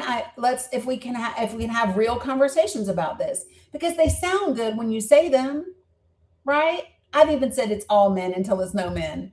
And then I go, well, but it's really not all men until it's no men. It means that as a woman, I'm going to be prudently cautious around all men until I know that you're not one of those men, or until I know to the best of my knowing that you're not one of those men. Right? And so for me, you're just in a neutral you're in a neutral territory until you show otherwise. Right? And so the question becomes, so all caps says, the problem is the double standard that people use to justify whatever position they're in. And some of us definitely need to be slapped into reality. Yeah, and I agree. We do have to recognize the data, right? I agree that we do have to recognize the data. And so that's what I mean about being prudently cautious, right? That's what I mean about us being prudently cautious. But if we're going to do the data, what is the most dangerous demographic in the United States of America if we're going based on data? What is the most dangerous demographic in the United States of America, especially when it comes to sex crimes and child crimes? That's right. It's white men.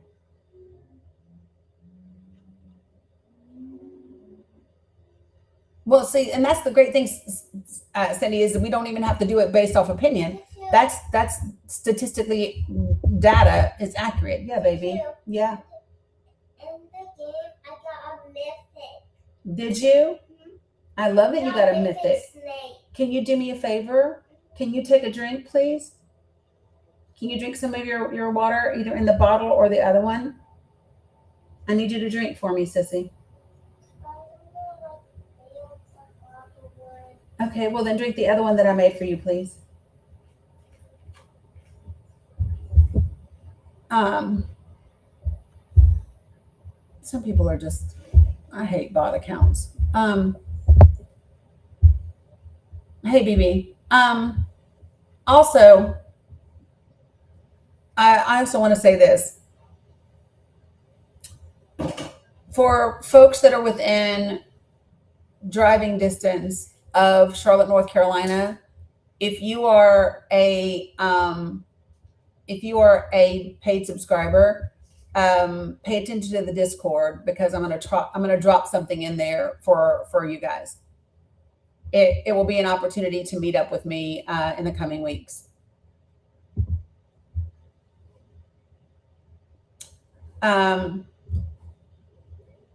So Cat Songbird says, we all have the capacity for great good and great evil, empathy and compassion with a backbone should the majority of the world and within each country region before we actually can truly feel safe. Data, we know the answer, right? Yeah, claim to be Christian men are the most dangerous in our country. Yeah, I would say yes. Yep. Texas is not Charlotte, North Carolina.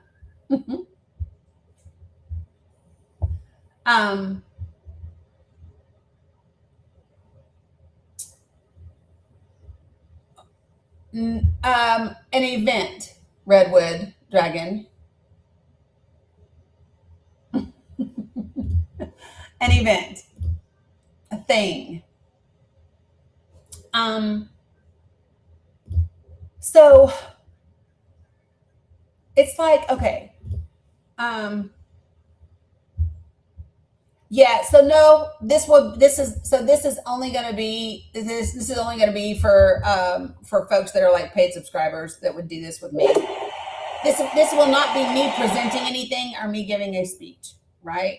Yeah. Yeah, so George, why don't you join me and let's talk about facts. Why don't we do that, George? You want to see that box right there that says request? Join, and then we can talk.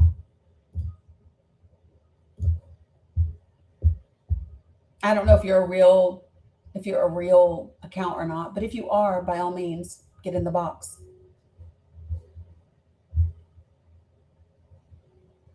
Okay, so yeah, I mean, I don't expect George to do it or not. So I don't know what that means. I'm not joining. I'm going through TikTok now. I don't know what that means, George. I'm going through TikTok now. You're on TikTok. What do you mean?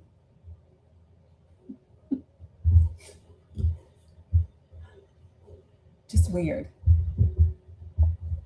Just crazy work.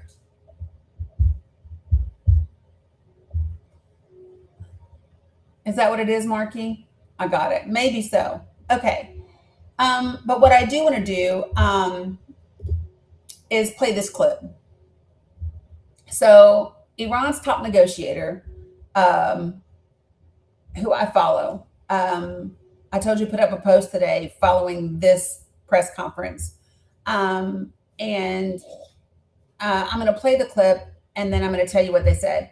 He says that his visit to Iran aims to strengthen what he described as a quote unquote new order in the region.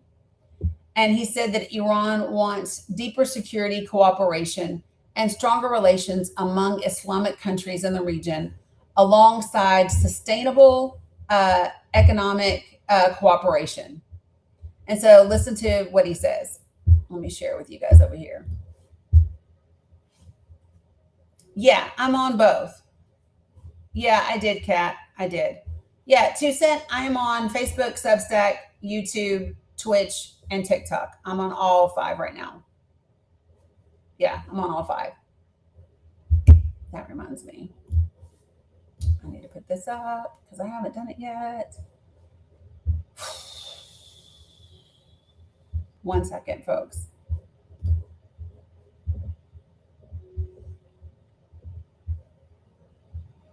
Appreciate you, Brandy. By the way, I'm going to drop a hat. I'm going to drop a, oh my gosh, where is it? Shit. I'm going to drop something for my subscribers. There is there's an event happening in Charlotte on the 19th. Don Lemon is going to be in Charlotte, North Carolina, and I'm within driving distance of Charlotte. I consider driving distance anything less than 5 hours. As y'all know, I kind of travel around a little bit, but anyway, and he and DL Hughley are going to be there, and it would be fantastic if I could find a way to link up. So if you all want to take that as a writing initiative, be my guest. Be my guest. Okay, let me play this clip for you guys. Yeah, they're on a tour together. They are on a tour together. Where did it go? Yes, there it is. Yep, the DL and DL tour. You got it. All right, here we go. I'm going to play this for you guys. And I might have to read the translations because I'm sure he's probably speaking Farsi. Whoops. And of course, it's muted. 1 sec. من در بحبوحه جنگ He says during چندین بار به صورت علنی تصریح کردم که کشورهای that the Islamic countries of the region اسلامی منطقه باید دنبال تعاملات should seek deep security interactions و روابط امنیتی عمیق باشند که با nations that will be accompanied همکاری‌های اقتصادی sustainable economic cooperation. پایدار شود و جمهوری اسلامی ایران برای این امر آماده است. من در So can I turn him down a smidge? Yeah. So basically what he said is he's been saying that Iran is looking for strengthened security relationships and economic support with the other Islamic nations, and they are calling it a new order in the regime. I think this is significant and important because what do you do with this if this happens? So like, I just want you to imagine. So yeah, so the UAE says we're going to stop supporting Iran. He is Iran's chief negotiator. Galibaf. I think that's how you say his name. Ghalibuf. But he posted a picture from this press conference that he did today. And this is what he said on X. He says, Abu Mahdi and the dear Haj Qasim, here's the fruit of your jihad, of your struggle. That's what jihad means, to struggle, and your blessed blood. In the new regional order, foreign powers' interference in the equations between states is receding at an accelerating pace. America is seeking an honorable exit for itself from the region, and the project from the river to the sea for the Zionist entity has become mere fragments of dreams. I don't know who all the people are in this image with him, but what I do know is that he is talking about this new order in the region, and this new collaboration between the other Islamic nations in the region with Iran, and them wanting to provide each other greater security and economic support. I think that's important, and I think people should pay attention and people should note. The UAE is definitely made a play, and they've made it apparent they are aligned with the United States of America, right? They are. They have a lot to do with a lot of the things that are happening around the world, including Sudan and all of those things, right? And so I think it's important that people pay attention, and they know that. Annie Ross, I am not familiar with you. And just because you look like a fairly new account and all of that, could you do me a favor and just drop in the comments like what you'd like to come up and talk about? Hey, Lisa, good to see you. That would be amazing. It helps me out as well.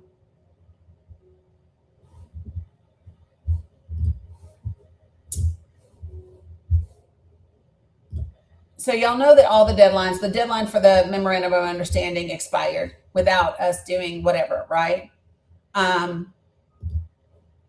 What's up, swells?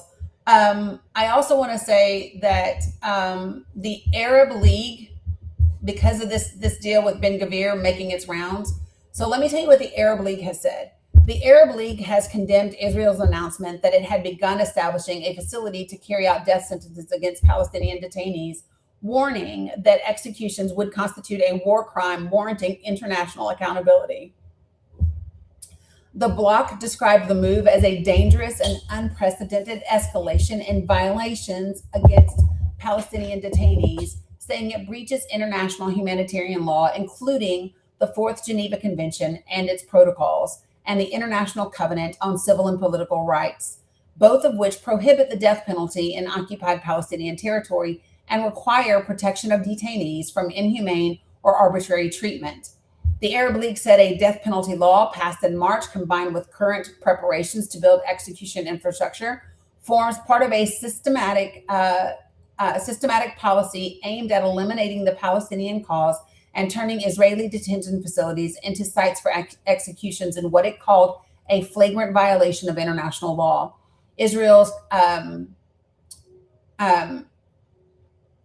Knesset passed a law, I know that's not how you say that, but it's leaving my brain right now, in March, expanding the use of the death penalty for terrorism-related offenses, drawing criticism from rights groups who warned it could be applied disproportionately against Palestinians. Thousands of Palestinians remained in Israeli detention, many held without trial under administrative detention that rights groups long criticized as arbitrary. Let me ask you all a question. How many of you all know that the United States of America has been holding a journalist been detained for about 300 days?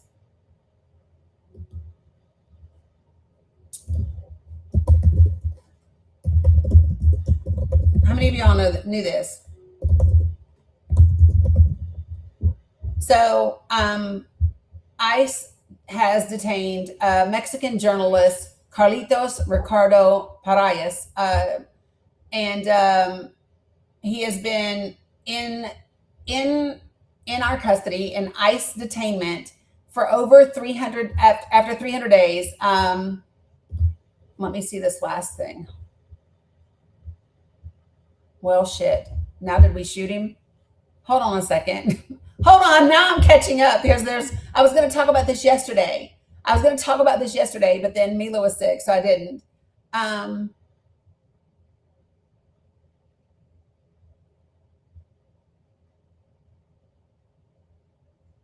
Yes. Okay. So yes, he was shot in the arm back in October of 2025. And his attorney has told news outlets that he has been denied adequate medical treatment, including pain medication and physical therapy while in detention. He has been detained for over 300 days in ICE custody since October of 2025. This is significant because, to my understanding and to my knowledge, this is the longest the United States of America has held a journalist in custody for this long of a period of time.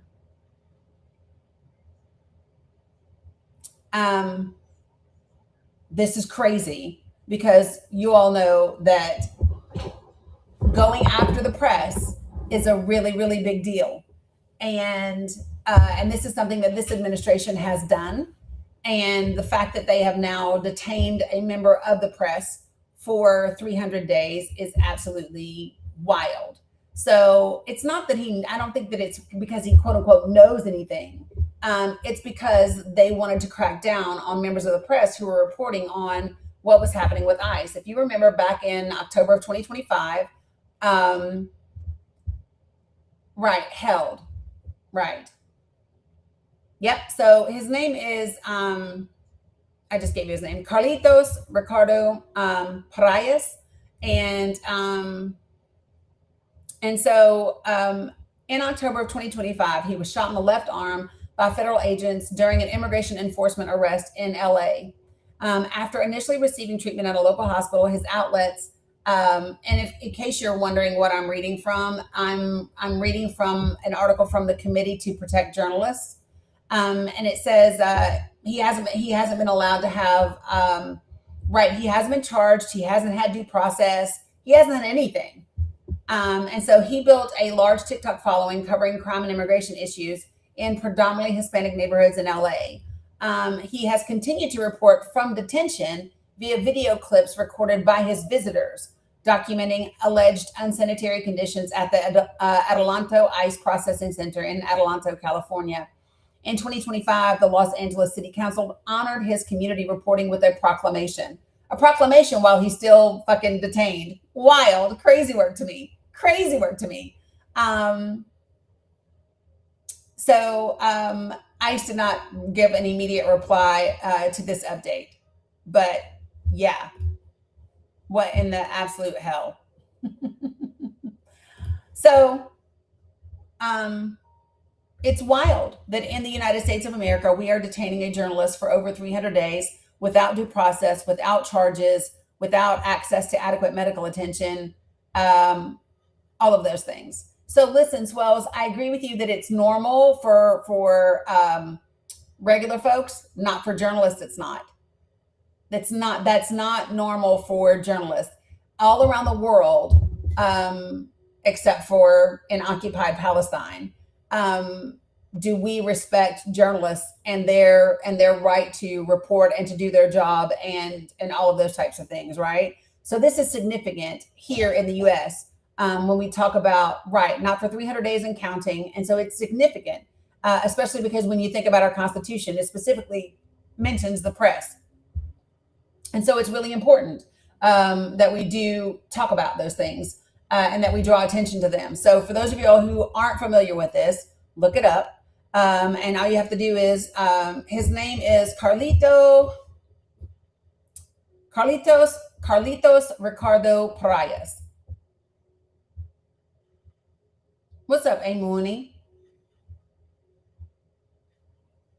So his TikTok account is Richard Noticias LA, Noticias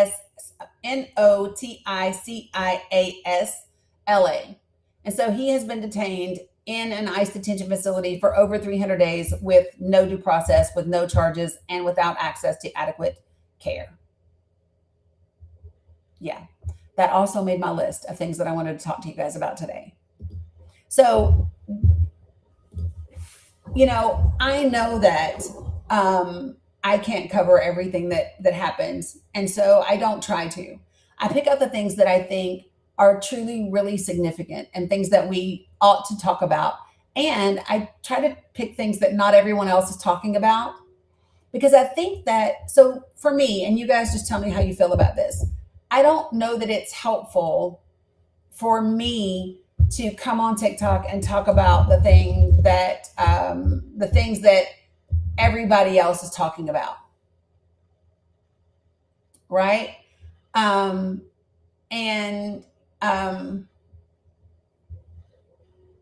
so I don't.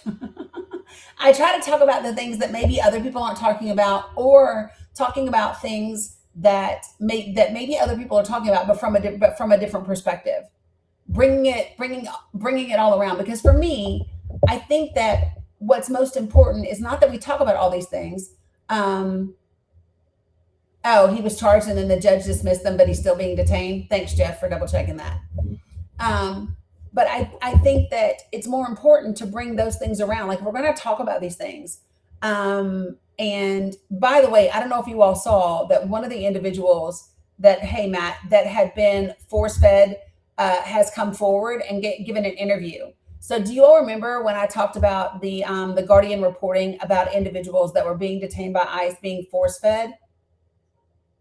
You followed him, Swells? Okay. So one of the individuals that was detained and was force-fed actually came forward and gave an interview. If you haven't seen that, it is definitely worth watching and listening to. So I want you all to understand the things that we are doing. And while I've always known that we do really shitty things abroad, we are doing them right here at home, and we are doing them without due process. We are doing them. Yeah, so that's the thing, Shannon. He was charged. The judge dismissed the charges, and he still hasn't been released. I just want y'all to wrap your head around that. There's a journalist that has been detained for over 300 days by ICE.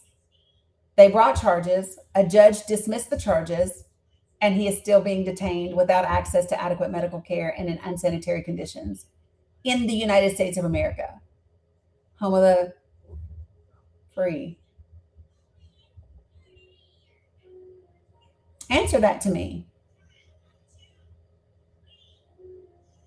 So, and let me just say this, you all. When you talk about how do we stop this, I'm going to tell you the way that we stop this is November 3rd. I don't know any other way to tell you all. November 3rd is the opportunity to change this. Giving the Democratic Party the majority in the House and the Senate is how you stop it. And that's not the permanent fix, but that's how you at least stop this madness, right? This is like that's the first bite off the apple on how we kind of get things done.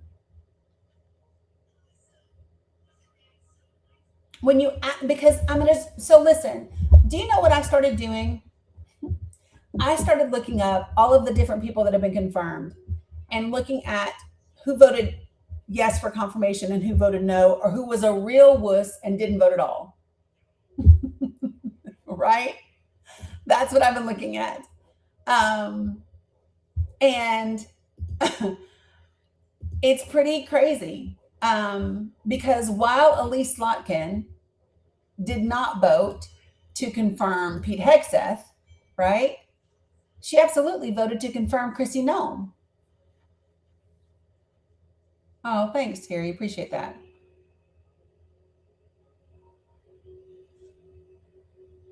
How many did you, it was just absolutely wild to me. Who voted for her?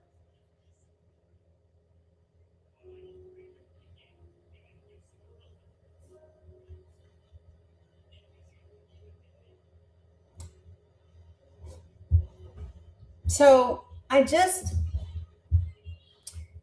there were 7 Dems that voted for in favor of her. Y'all already know it was fucking Fetterman. That's just how I'm going to refer to him from now on. Fucking Fetterman.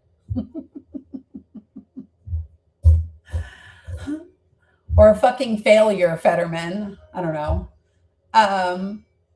Maggie Hassan. Just saying, y'all. I'm so over that man.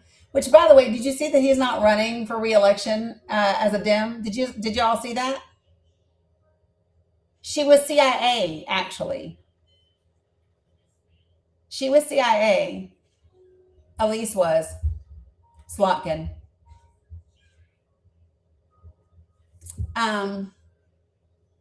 So listen, Fetterman, Hassan, Tim Kaine, Andy Kim, Gary Peters,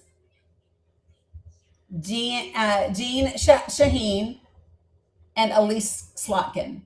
So New Hampshire, both senators voted yes. I know, Mohammed OS. I know, friend. I know. And those were the 7 that voted for, but there were 5 Dems that did not vote at all. And I want to see if it tells me who the 5 were that did not vote at all.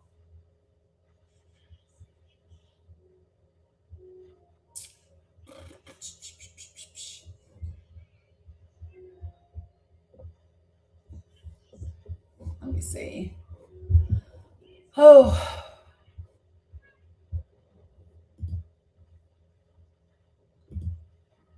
Okay.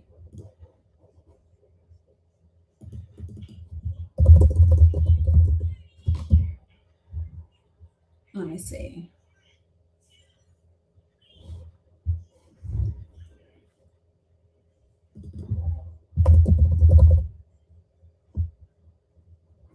Let me see if I can pull it up real quick.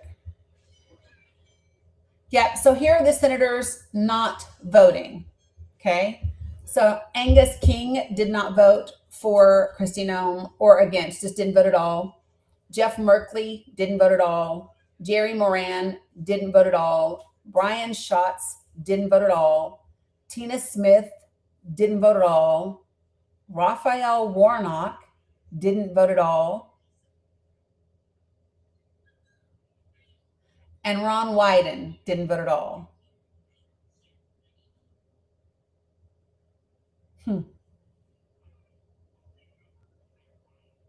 I hope his ass was like sick in the hospital or some shit, because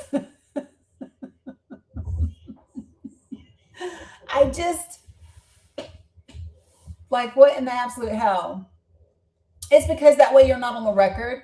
That's the benefit swells. When you don't vote at all, then you can just not be on the record, right? Hey, Pin 1010.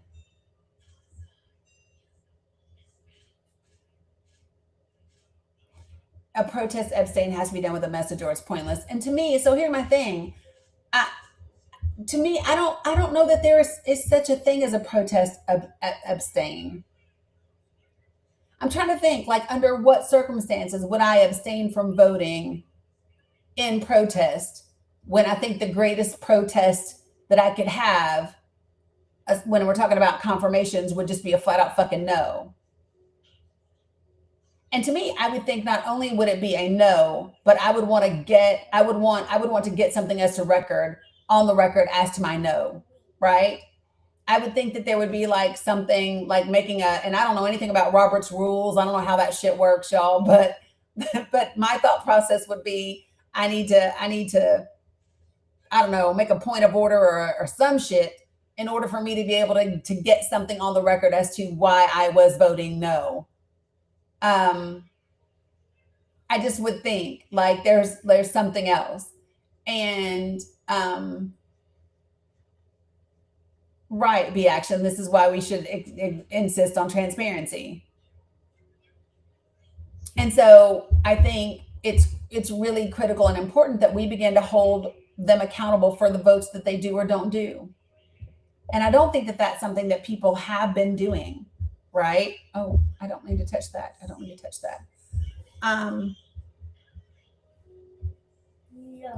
This is why I talk about getting things passed like the Disclose Act and those types of things, so that there is greater transparency.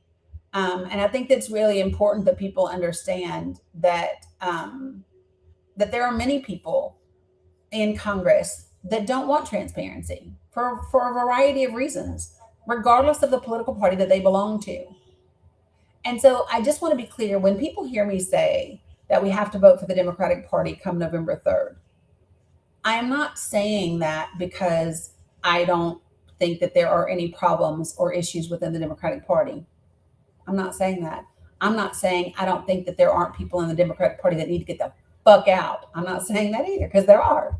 What I am saying is that the greatest, most effective route to stopping the current madness that we are experiencing is a Democratic majority in Congress, in the House and the Senate. That's the most effective route. In 76 days, this country could make a statement that said this is not who we desire to be in any way, shape, or form. And we are not going to throw out the Constitution and all of its amendments and all of its protections at the will of a few. We're not willing to do that. And then come January, we begin holding those people that are elected, right, to account and ensure that they do the things that they are supposed to do. Like this is the fastest route. If there was a different way that could be effective, I would say go at it. But here's what I know for sure. We are not going to get any help from Republicans.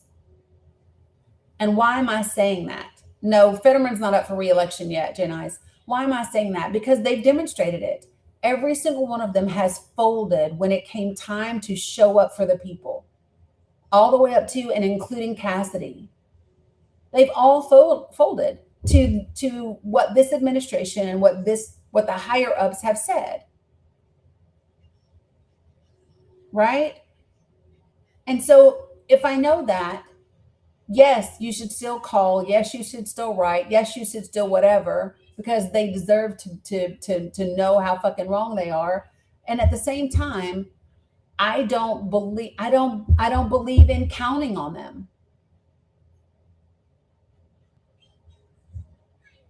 There's nothing to count on. The Republican Party, to be quite frank, is the reason that we are here. Okay, Mohammed. I already know that he did that. I just could not stomach them today. I did see that there was a state legislative slate in PA that was plus 18 Trump in 2024, and it was flipped Democratic. I did see that. And so those are some of the things that are also on here for me to talk about. I just really want to make this point about this being the most direct, shortest, effective route for actual power. So there's a difference, folks, between making gains and making gains that build power. Okay? So it will be great if every seat that is, yes, and it just comes through, ding, ding, ding, ding, ding, ding.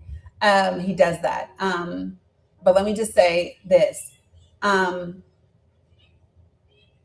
Every seat that is flipped to a progressive, even an establishment Dem, is a win for where we are right now. Okay, it's a win for where we are right now. And there's a difference between just flipping a seat and building power. You want to flip seats in areas where it builds power. So every seat flipped in your swing states is a great step towards power, right? Because it matters. Every county flip in a district that is 13 points or less is a step towards power. And so you want to look at those areas and those places, and that's what you're trying to build. Yeah, Shannon, 100%. And he doesn't really have a filter. If I'm being honest, he doesn't have a filter. He just sends with no warning. So I might get a notification and boom, boom, boom. It's just I don't know, bloody children in my face, something like that. I'm talking about when I get images sent to me from members of the press that are in Gaza, and sometimes when I get those, there I don't get any forewarning. They just come through, and then it's just what I'm looking at. The images are horrific. Yes, Farah, they are. And again, if we want to do anything about that, it's going to require a shift in the House and in the Senate. It is going to require a shift. In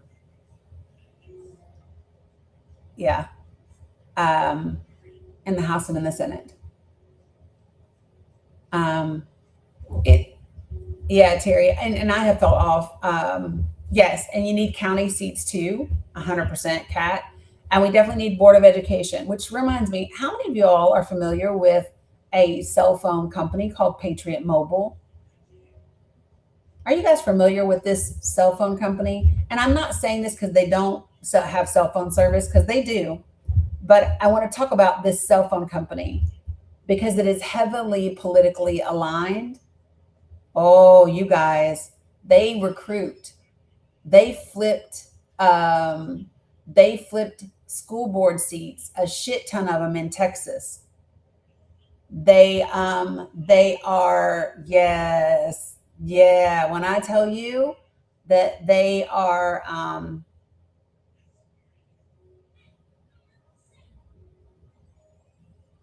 yep, they advertise as a Christian conservative cell phone, but they literally recruited folks for Texas school boards in order to flip them.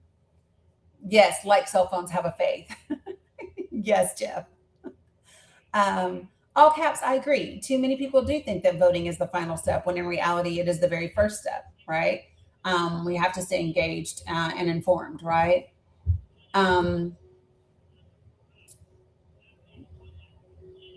Are they the same selling the Trump phone? Don't ask me. Somebody else said that in the comments. I don't know. I just happened to see their some of their ads on TV, and then just the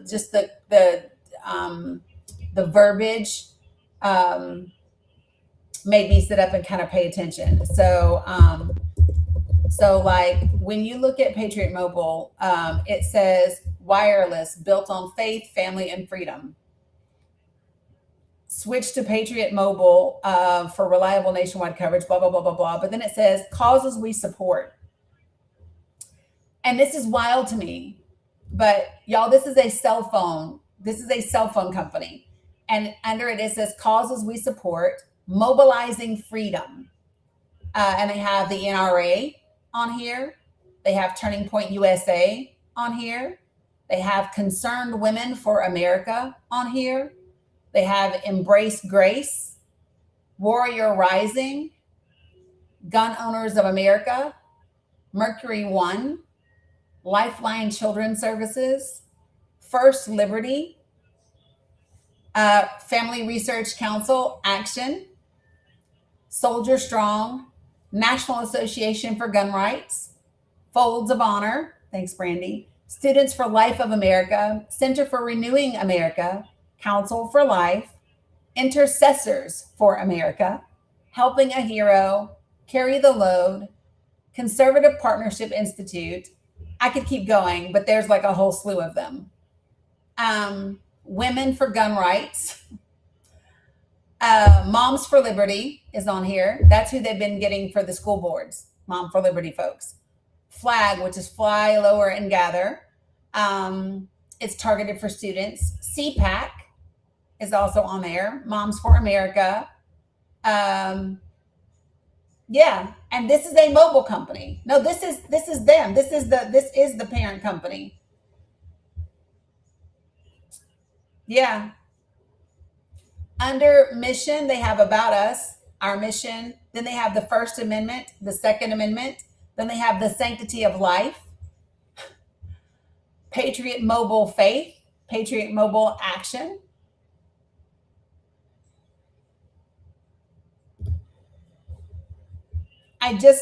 built on trusted coverage, driven by kingdom purpose.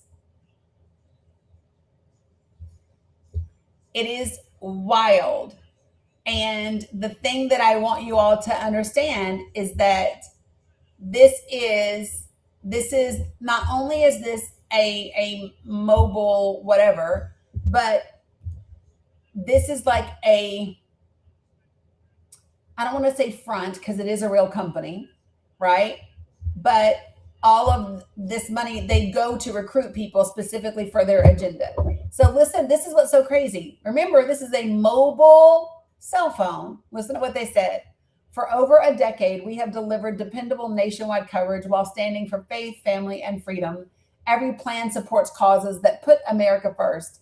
Our mission for a cell phone company, our mission is to passionately defend our God-given freedoms and rights, uphold the Constitution, advance America's founding principles, and glorify God in all we do. And then here's a picture of the dude behind it all. He's the president of Patriot Mobile, Glenn Story, speaking at CPAC in 2020.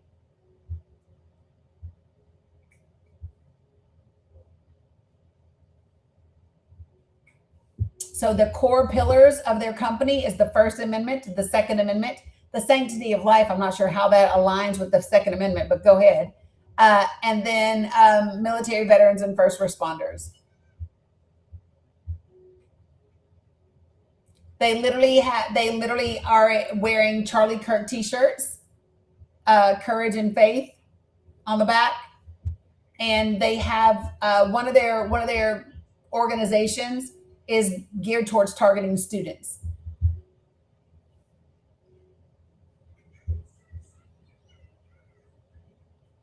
Their last little blog that they put up was 6 days ago. Vote to defend the Second Amendment. And so they literally have their goals listed for 2026. Do y'all want to hear their goals? They participated in Goals 2026, Gun Owners of America's annual Gun Owners Advocacy and Leadership Summit. They sponsored the official Goals live stream, which reached more than 700,000 fucking people.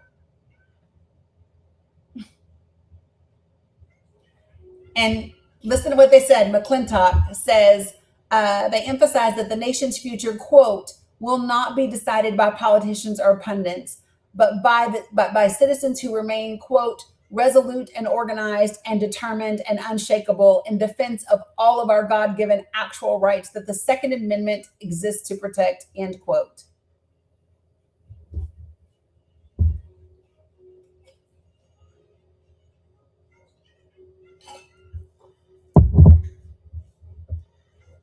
$700,000 people. Right, Space Ranger Cindy. We need that energy. To be honest, we need that money.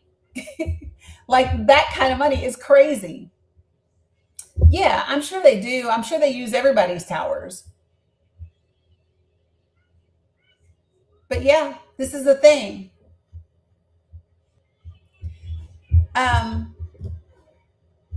Yeah, Kim, I'm on TikTok.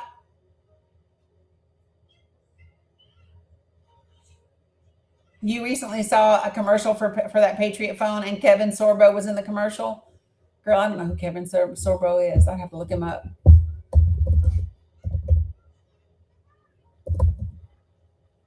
Oh,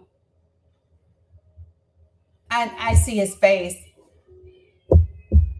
Listen, I don't do celebrities like that, y'all. Hercules. Okay. See, I'm glad y'all know. His ass could walk by me down the street and it wouldn't mean nothing to me.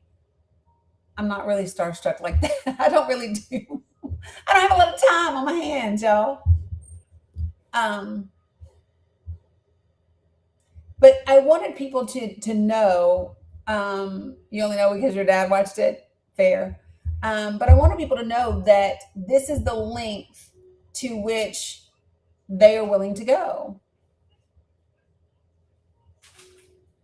This is the length to which they are willing to go. And it matters because I want to know how far are we willing to go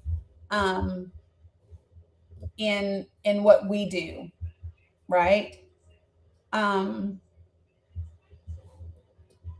So one of the things that they are great planners. Yes, Shannon, they plan their work and they work their plan.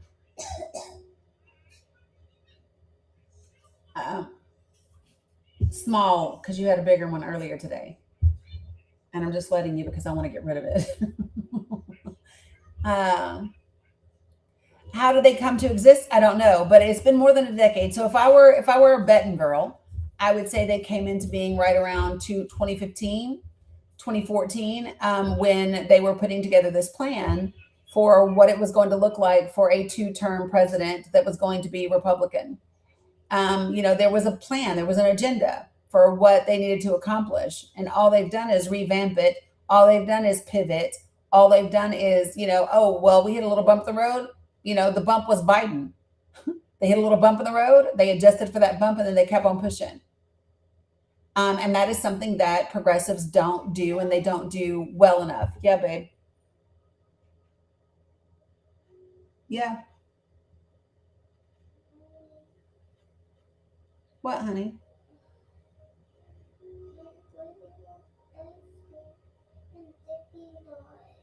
I know. Maybe tomorrow, because we got to see how your belly does. Okay. Diversity of thought okay. So Jeff, I don't know. Okay. So let me tell you guys what Jeff said. Okay. Jeff said that's always been a strength and weakness on the left. Diversity of thought equals harder to lockstep. And I don't know that I agree. When it's time, Blue Honey Pot. But listen, I don't know that I agree that it's harder to lockstep. I think that it can be harder to lockstep when you don't identify the foundational truths that exist within all of that diversity of thought.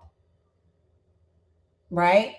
And so that's one of my things, right? So follow me on this, Jeff. I think one of the reasons that the Democratic Party has a hard time getting everyone in lockstep is because they are not focused on the core elements that everyone agrees on.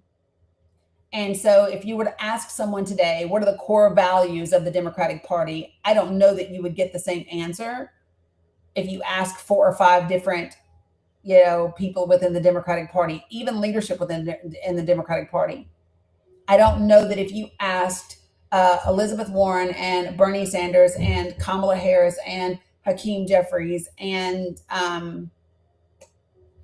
anybody else. I don't know that if you said, tell me the core values of the Democratic Party, what does your party stand for? I don't know that they have a clear message that says that. And that's part of the problem. It needs to be clear, and it needs to be short, and it needs to be concise. Right?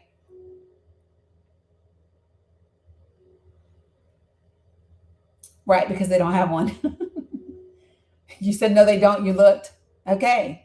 So if we were going to hone it down, right? It needs to be an elevator speech. Yes, Terry, 60 seconds, 60 to 90 seconds tops, right? What would be my elevator pitch? Because y'all know I don't belong to the Democratic Party. I do tend to vote for Democratic candidates because that's the policies that that are aligned the closest with my principles. I don't know why I got so tongue-tied just now. But okay, so if I were speaking on behalf of the Democratic Party, and I would say, it would be 2-part messaging. Okay, it would be 2-part messaging for me. I would say the Democratic Party stands for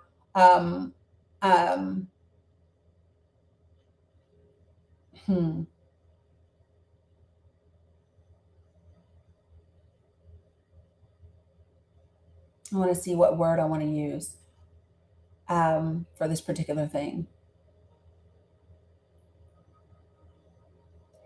I would say protecting and empowering working class people. I would use both of those words, protecting and empowering working class people. Thanks,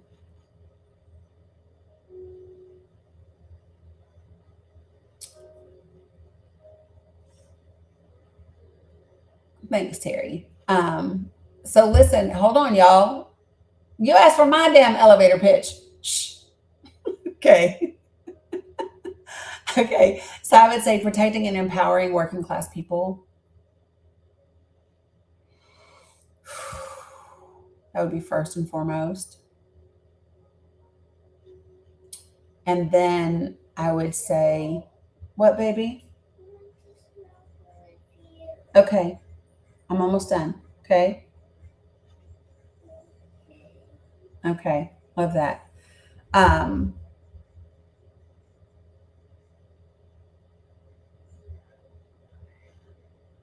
would be protecting and empowering working class people.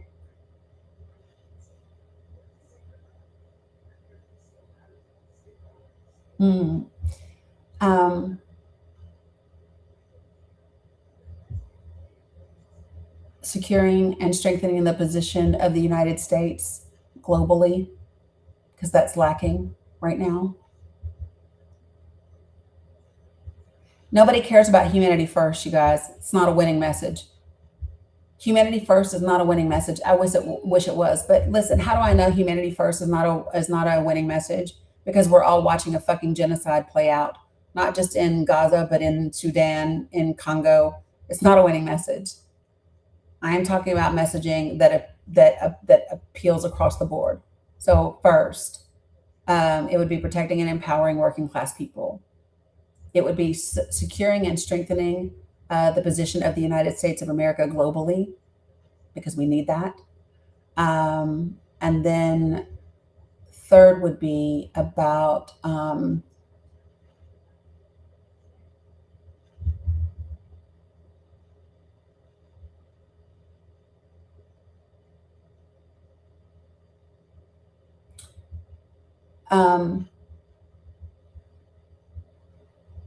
so when you say equity, so when you say people first, literally people was the first thing I said, y'all. The very first thing I said was protecting and empowering people, which includes equity, which includes people first. Protecting and empowering people includes people, right? Two is securing and then strengthening the global position of the United States of America. And then three, that's included in number two, Jarvis. And then three would be innovation and it would be innovation and elevation with integrity.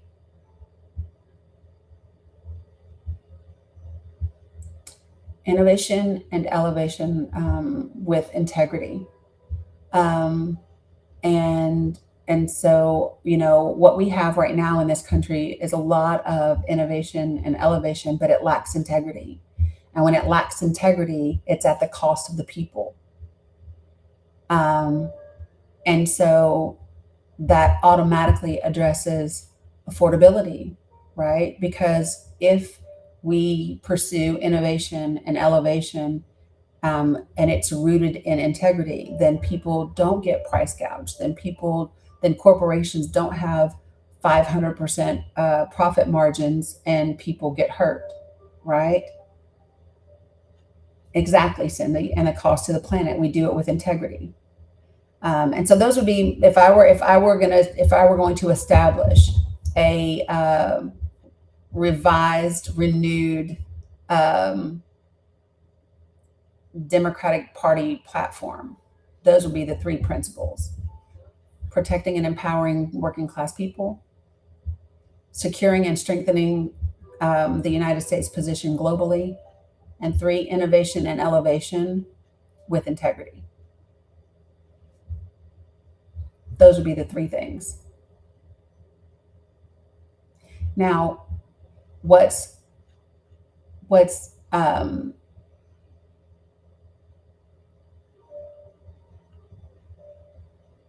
now I have to put it in everyday words. I got that. So listen. So So when I say protecting and empowering working class people, so what that means is keeping people from being exploited by corporations and or the government, while also giving them the means to not just survive but thrive in this country. That's number one. Number two, reestablishing relationships with our allies and creating new relationships that help secure the position of the United States of America, that is not solely through the military-industrial complex, but all of the other things that we have to offer as a country as well. Three, innovation and expansion, or what did I say? Elevation. So that means, yes, we want to explore and advance in technologies, just not at the expense of people and not at the expense of the planet that we live on. And it means operating with integrity so that we never need another Aaron Brockovich, so that we never need another, whatever the dude's name is that did the insurance one, whatever, right? And so that's what that means. It means putting people before corporations, right? And putting in policies that protect those people. So that's the way that I would say it. If I were running the Democratic Party, which I am not, but if I were running the Democratic Party, the website would say, first and foremost, it would say, number one, yes. So it would say, number one, protecting and empowering people. And then what are the subsets of that? Protecting and empowering people. That includes universal health care, right? That includes affordability. That includes housing initiatives. That includes SNAP and WIC and Medicaid and all of the things, right? That includes getting toxins out of our water and all of that. That includes addressing PFAS and all of those different types of things. Yeah, that's when we talk about protecting and empowering people, it includes all of those things. That even includes infrastructure, right? Right, economic stability. You got it. Right, and then when we talk about securing and stabilizing, securing and strengthening our position globally, right? There are ways that encompasses a lot of things. That includes trade. That includes proxy wars. That includes yep, all of those things. And then the last is the integrity. What did I say? The last one was. The last one is innovation and elevation with integrity. And so that again is about accountability. Hey Zoe, what's up? Courage to Walk. And so that's about accountability with corporations, with our government, with our contracts, our relationships. Yep, diplomacy and cooperation is absolutely part of number two. Yeah. And it's getting rid of this me, America is an island unto herself, because she's not. And she cannot be, right? Hey, Michelle, what's up? So that would be what I would say to the Democratic Party. They need to have strong messaging, and they need to get out of Jeff, you're hilarious. They need to get out of culture wars. Because if we focus on the foundational things that I just said, they address the issue of culture wars. Because right now, there's a group of people that believe the only thing that the Democratic Party is about is culture wars. They think that that's all the Democratic Party is focused on, are those small, minute issues that are culture wars. And they're not. And so they need to be talking to that. Right, because the things that I just said apply to everyone. Right? So that would be the way that I would say it, because the way that I would say it would be accurate and it would apply to everyone. It would also eliminate all of the rampant, incessant talk about culture wars. I don't have to say all lives matter, LGBTQ rights matter, trans lives matter. I don't have to say any of that when I just say when I say protecting and empowering working class people.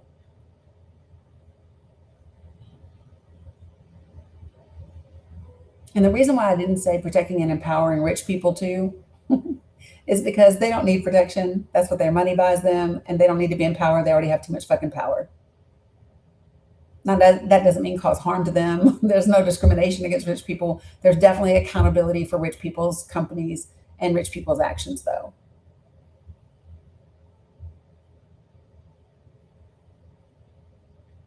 That would be my messaging.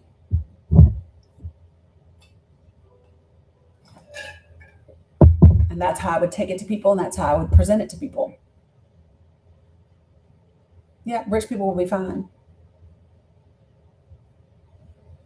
Not AI summary talking about debating a new Democratic Party platform focused on working class people.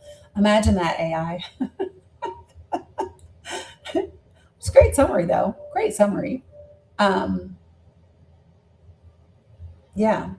And so this is my thing. Part of me is, how can I say this?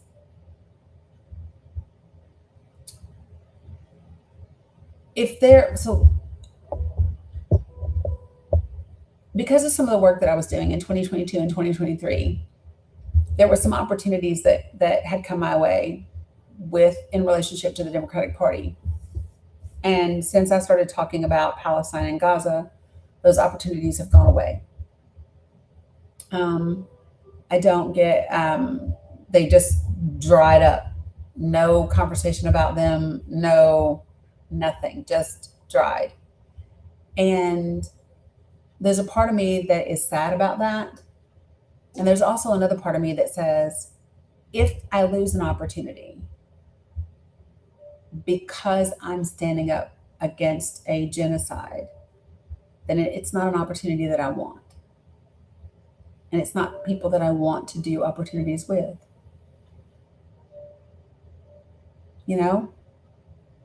So listen, folks, let me say this. So what I'm going to do really quickly, Mohammed OS is with us. You know that he has twins, and he is in Gaza, and they are in a tent. I'm not going to bring anybody else up but him. Thanks, Brandy. To give you an idea, it takes around 5,000 to 7,000 coins to do like a good meal that includes meat or whatever and veggies.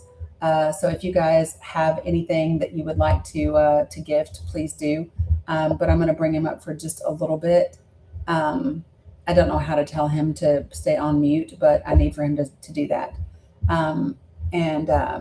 Yeah, so if you guys want to do that, there's also an LINK in his bio if you want to check it out. I don't know where he went, but he should show up.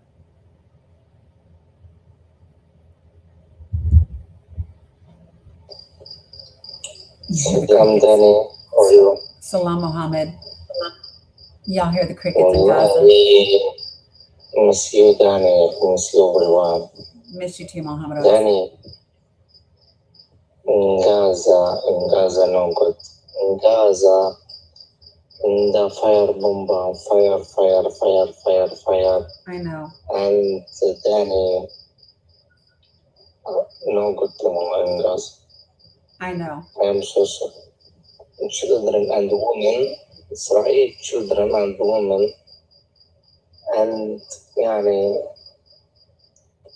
fire bomb. I know. He's describing the bombings that are taking place in Gaza, and there are people. I pulled up some reports to share with you all today. It's just nonstop. There is no ceasefire in Gaza, folks. There just really isn't. And it's important for people to know and to understand that.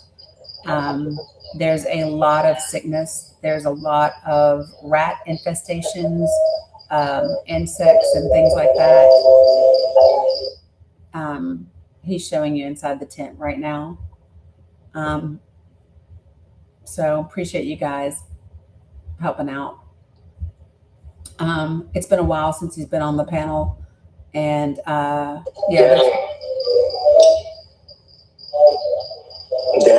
Yes, Mohammed.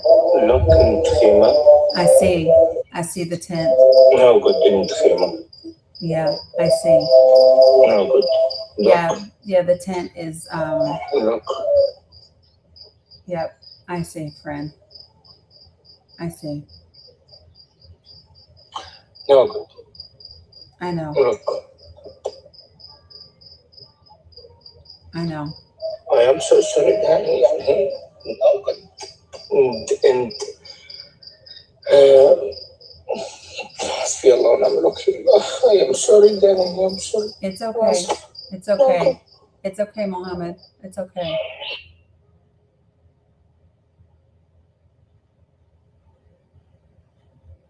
So the last time I heard him, no, Cat, because the TikTok one is on my phone. But what I can do is I'll post a clip, and if you're in my Discord, I'll post pictures of him. The last time I heard Mohammed sound like this was when they were bombing the North really, really bad, and he needed to get him and the family out. And he literally was just crying for me to help them. And so we raised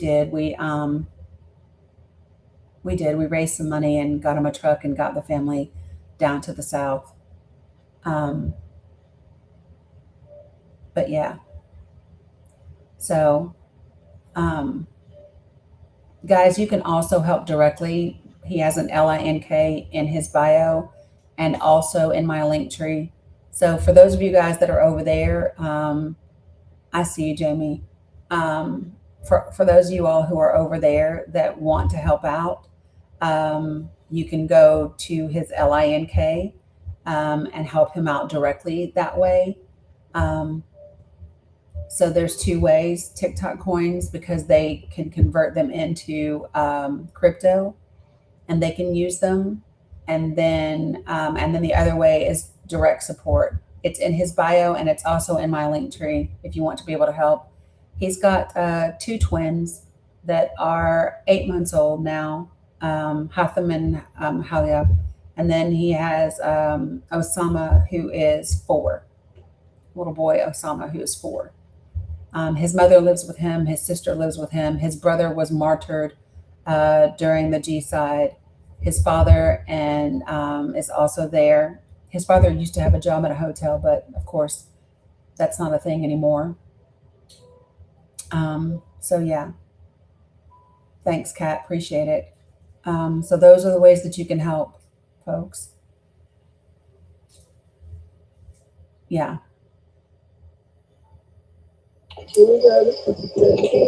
Oh, Kat, it's okay. Kat, no worries. So one of the things that I say, Kat, is listen, if you can't afford to help financially, listen to me.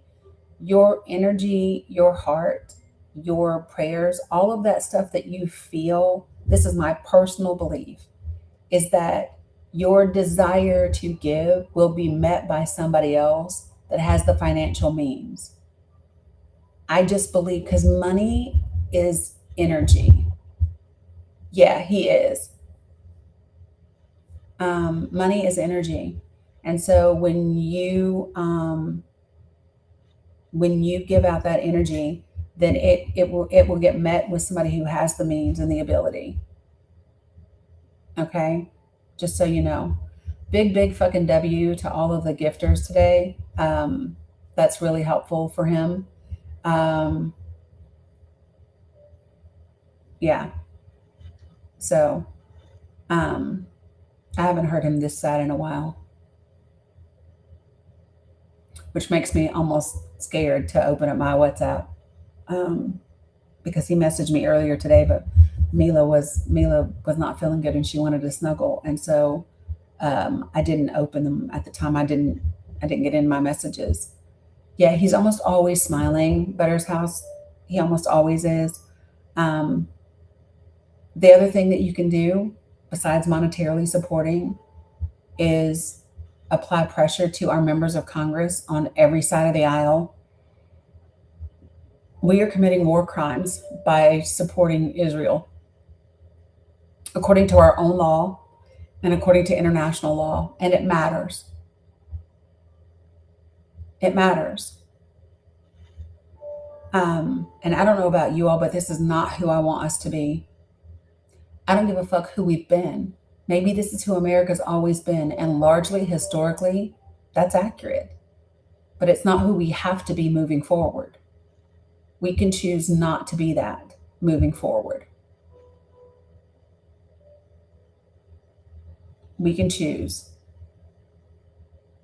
We don't have to be that moving forward. I'm quite sure that I'm actually really surprised right now that my requests have stayed really quiet because of the time it is. Okay, so when he hits 40, there you go, Masani, appreciate you. I'm gonna go ahead and I'm gonna drop him down. Yeah, it's like 4 or 5 in the morning. Mohammed, Inta Gelbi, Mohammed. Thank you all Dani. Thank you all everyone. I love you. We love you too. We love you انت too. انت قلبي انت قلبي داني. انت قلبي انت حبيبي داني. I love you والله. I love you all. We love you. Thank Mohammed. you. Thank you. Thank you. You're والله welcome. I love you. We love you. We love you. I'll see you later. Thank you. Okay, bye-bye. So for those of you guys who don't know, Inta Gelbi, it just means you are my heart.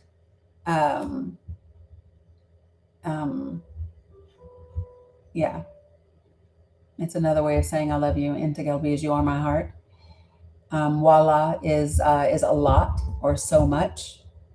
And yeah, so that's what he was saying to me. Y'all can hear my screensaver in the background, giving you nighttime music. Yeah, he's really, really broken right now, Marky. Yeah, 100%. I don't want to try. Okay, cowboy, I got you. Thanks for tapping.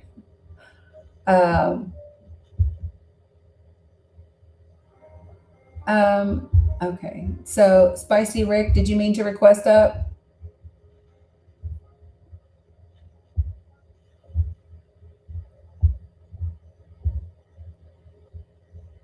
Spicy Rick, did you mean to request up? Yeah. Okay. And Jamie, I saw that. I'll get it to him. I have stuff to send to Abu Siraj this week, so I'll send that to Mohammed as well. So Renee, it wasn't that anything happened. There's been increased bombings in Gaza, and there was some significant folks that passed from the bombings this week. And so he and his wife both were recently sick, and they have the twins, and then they have Osama, who is 4, and so things are just really, really hard, right? 10 people unalived yesterday, so yeah, so it's a lot, and so yeah. Spicy, where'd you go? Spicy, where'd you go? I was getting ready to unmute you. I want you all to remember, though, that I just played a clip of Israel's national security dude, Ben Gvir, saying that there should be killings every night, 30 to 40, he said. Yeah, his tent is in rough shape, and like we've helped several times over the last year with tents, but it's been through the winter and then through the summer, and it depends, Lisa. I would have to ask now because the prices of tents change depending upon demand and whether or not the UNICEF or any of them have free ones to give or how much they're charging. So a lot of the aid trucks that are getting through are commercial aid trucks, and that commercial aid is going to the vendors for the people to buy stuff. So if there's 6 trucks, maybe 2 of them are aid that's free, and the other are going to be commercial trucks. Appreciate you, Jazz. And so it's really something, because they need at least 6 or 7 of those trucks free aid, to come in every day just for them to be okay. No, I'm lying. It's like 600 trucks a day. Yeah, Farah. It's so this is my thing, right? So let me just say this. I am tired of strongly worded letters.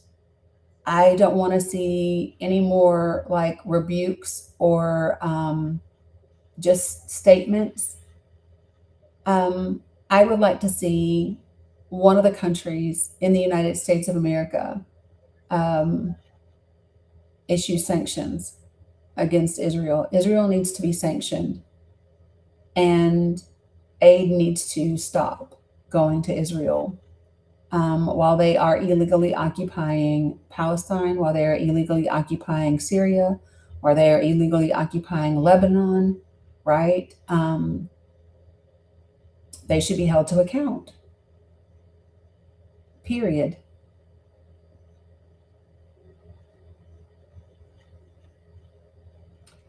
And that's not, that should not be a controversial statement. So I would think that anybody in the United States of America would not want the country participating in a genocide. When their leaders are on the internet unabashedly bragging and saying they should all be killed, and that that even calling them people is doing them a favor because they're not even people, right? I think that everybody should want to be a people, right? And we've sanctioned countries for a lot less. Hell, we just sanctioned judges in the ICC, right? We just sanctioned judges in the ICC. So, like, what the heck? So, like, yeah. So, I mean, Jeff, that hasn't passed, right? That hasn't passed. I don't think that it's going to pass. To be frank, I don't think that it's going to pass the NDAA.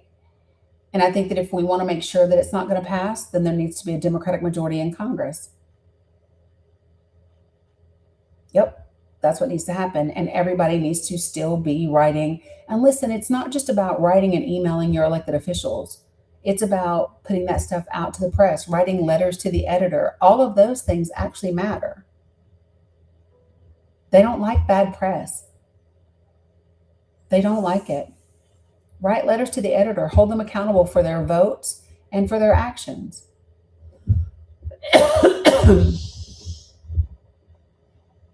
And that's what we need to be doing.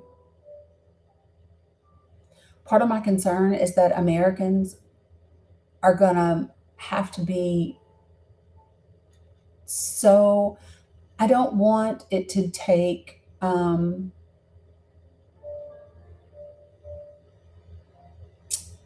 so, Jeff, the Senate, yeah, Jamie, it is.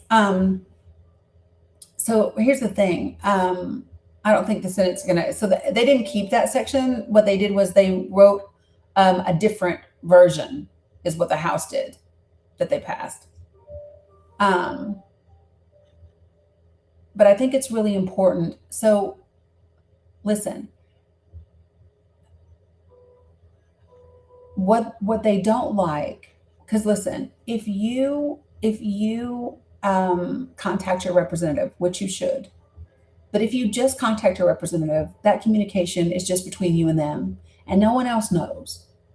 But if every time you contact them, you post about it on social media and you tag them in that post and you say, hey, this is how many times I'm contacting my representative and this is what I have or I haven't heard back, right? What if you did that? What if you wrote a letter to the editor and said, this is what I've sent to my congressman, this is what I've sent to my congresswoman, this is what I've sent to my senator, and this is what they did or didn't say in response? All of a sudden, that's accountability. So somewhere buried in my link tree, I put together these steps for contacting your elected officials. And I'm going to see if I can't look at it real quick. I'm going to see if I can find it for you.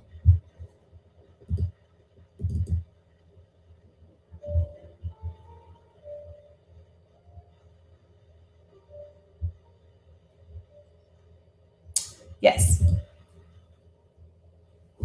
Nope. That's another thing I put together for folks. Give me 1 second. Shit.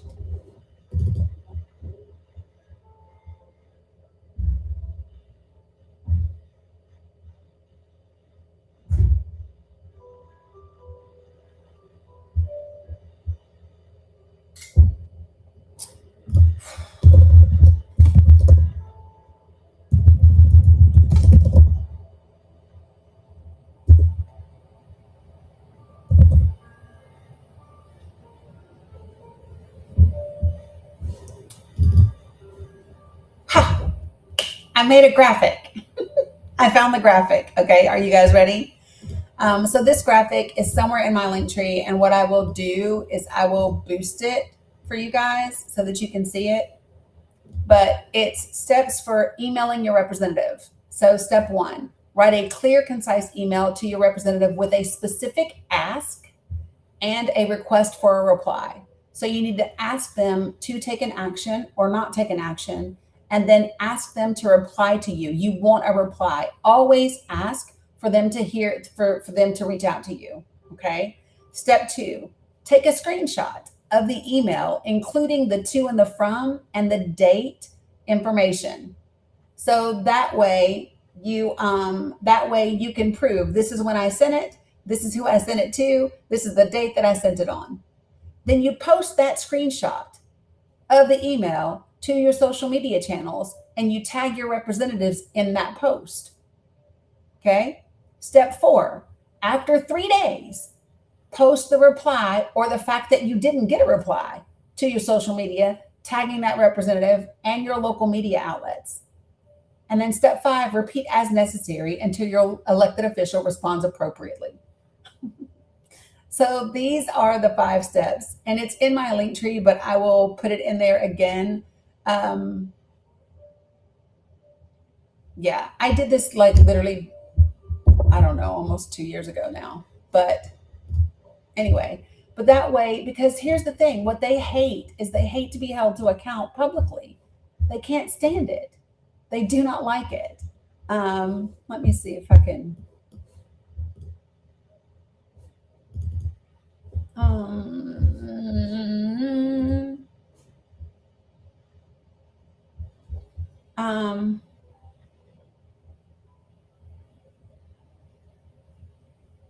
What was this regarding? Oh, so like do y'all remember when I gave you guys things to include when you were emailing your representatives about the confirmations?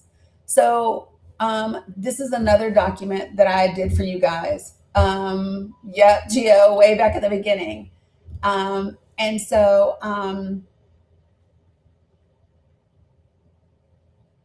right, Kat, op-eds in papers and the online showing financial ties and votes from congressional records is also great.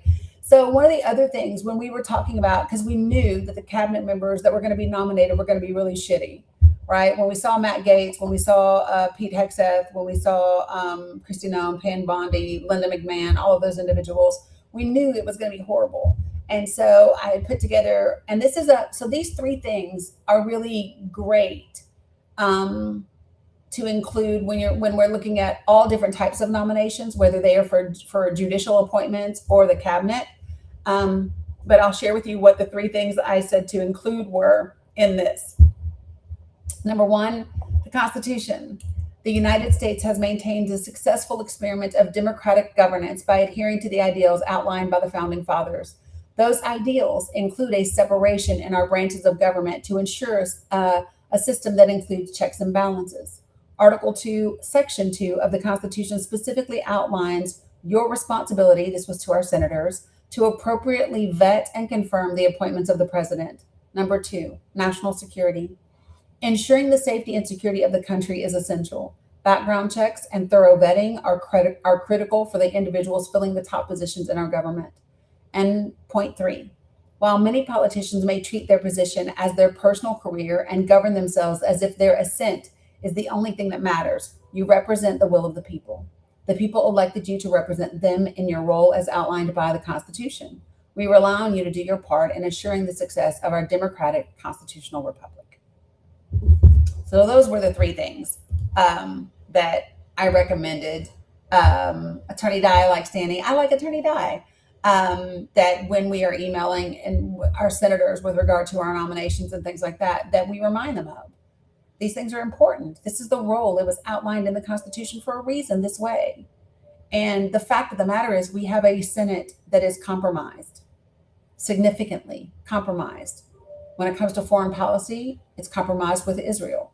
When it comes to domestic policy, it's compromised by this administration. And the only fix to that is for the American people to change the leadership of that Senate.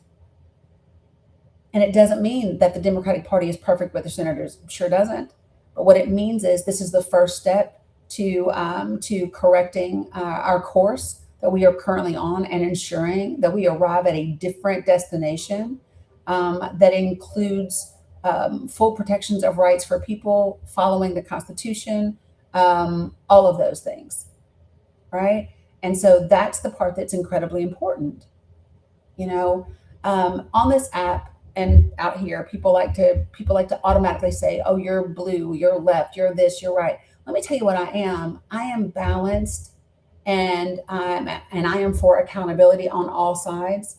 I can recognize the places where both parties are culpable, and I can also recognize the places where they are very different, right? And the places where they are culpable are outside the American people for the most part, and it tends to align more with foreign policy. And that being the case, I have to start at home.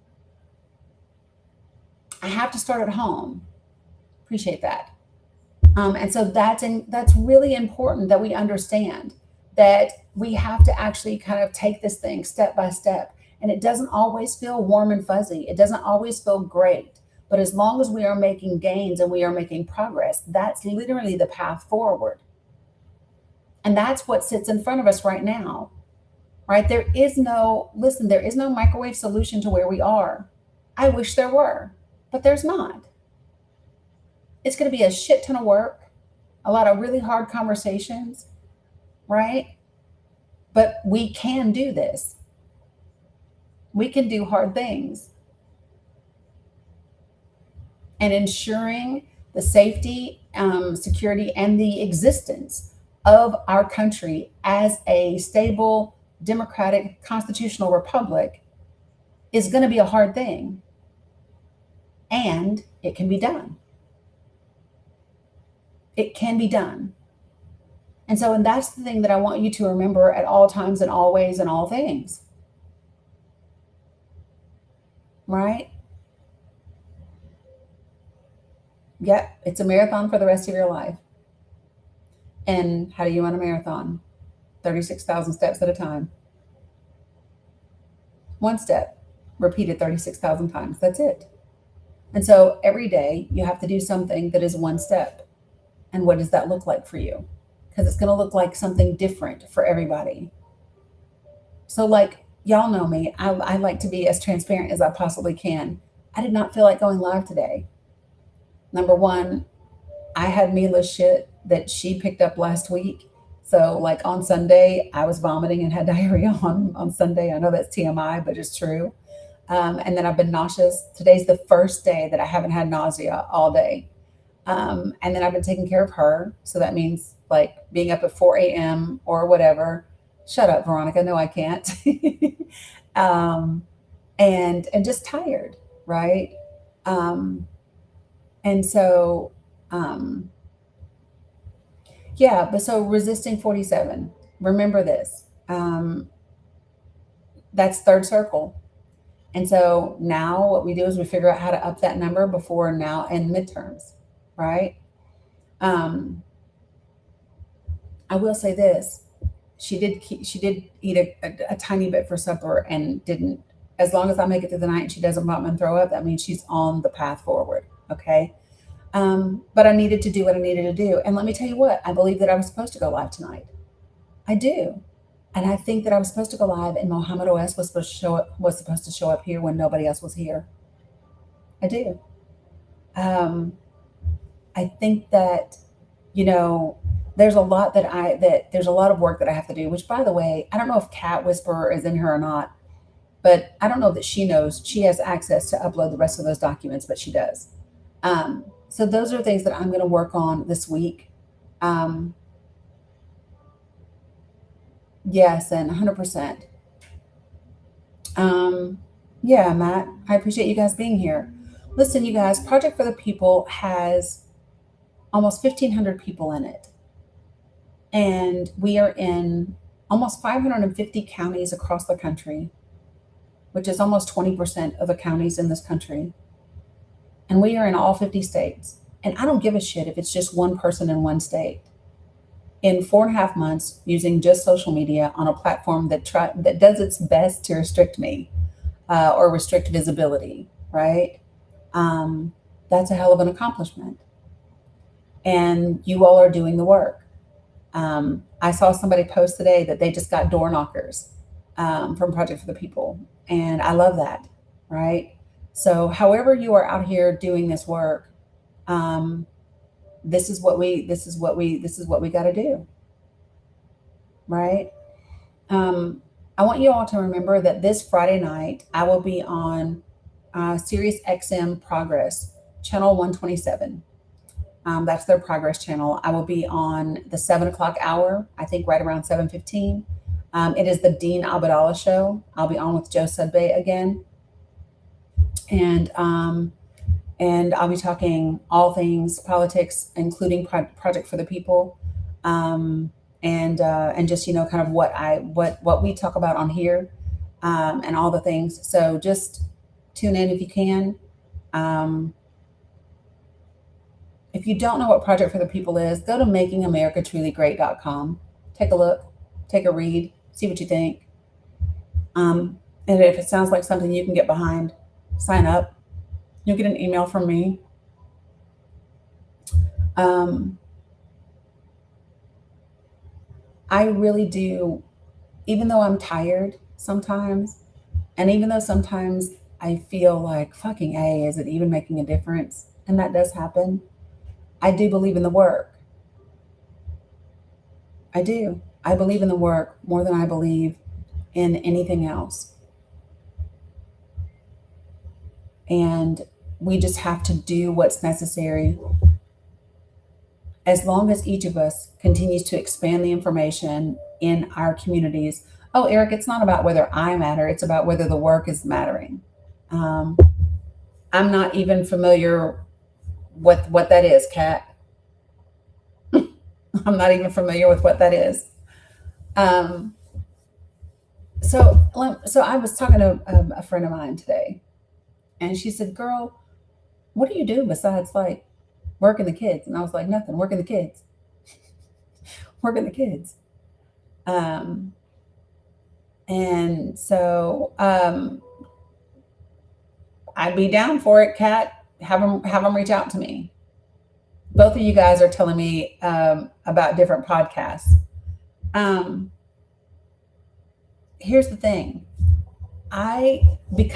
So listen, when I'm not live, I don't hang out on social media a ton. And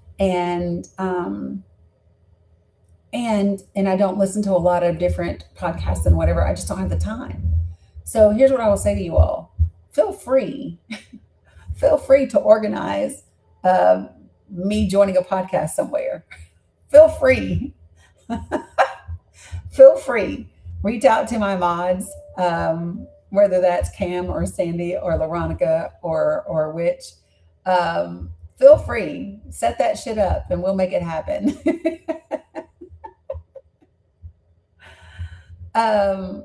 When do I find my time to do my deep dives? I don't know. I just make it happen. Sometimes Dominic says he knows when I'm very serious about whatever it is I'm doing, because Even when I go to bed, I bring the laptop with me, and I'm working while I'm sitting on the bed. So, you know, um, I do sleep, y'all. I do, somewhat. I just know that this is a really important time, and there's a lot of really important work that needs to get done. A lot of really important work. No, Kimber, I didn't. Um, yeah. Um, yeah. So I think here's the thing. Um, yeah, I've heard of Michelle's podcast just because I see clips of it on social media. Oh, I love that, Erica. I hope it makes a difference too. One of the things, let me give you this, Erica, as a reminder. Let me just give you this. Erica said, "I'm running for city council. I hope all of our work makes a difference." I want to give you something that I heard Stacey Abrams talk about when her campaign lost in 2022. She said, she said, "There's multiple ways of winning. There's multiple ways to measure if you win." And so she talked about them setting a record for early voting turnout. That was a win. Um, there's different ways when you say, "I hope it makes a difference." Look for the wins wherever they are. Look for more voter turnout. Look for more community awareness. Look for more conversations. Look for more engagement. Um, look for more people voting, and then of course look for the win. But it's all of those things combined together, um, that that that keep you going. You got to find the glimmers. You got to find the glimmers and find the wins, wherever you can find them. Exactly, Jeff. Sometimes the win is just bringing focus to an issue with voters. Exactly. And one of the things that I keep reminding myself is that, um, I got it, Kat. Appreciate it. One of the things that I just keep reminding myself is that, you know, I don't see everything that happens as a result of the work, right? I'm not omnipresent. I mean, not God, but anyway, yeah, I'm not everywhere. So I would say I don't get to see 99% of what happens behind the scenes, right? Maybe after midterms.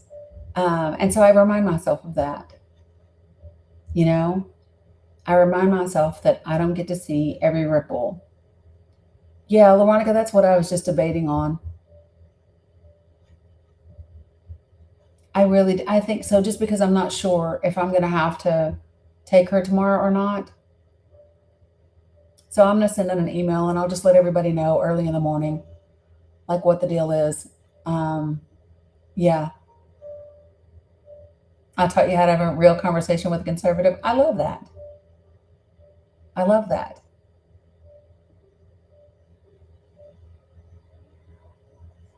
I love that.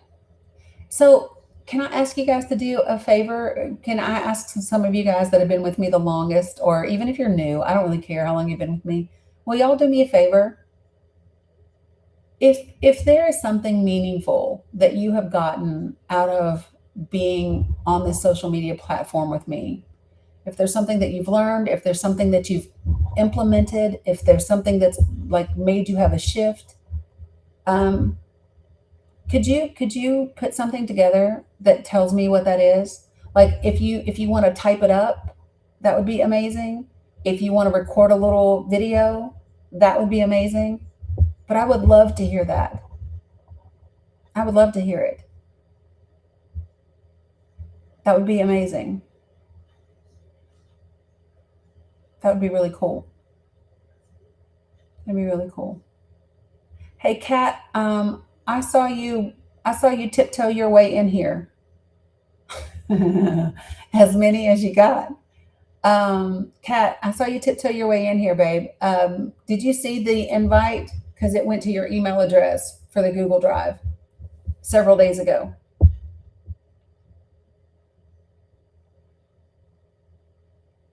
Where would I like for you to send them? That's a good question.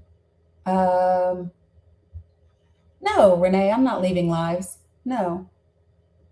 Your Gmail one. Gmail.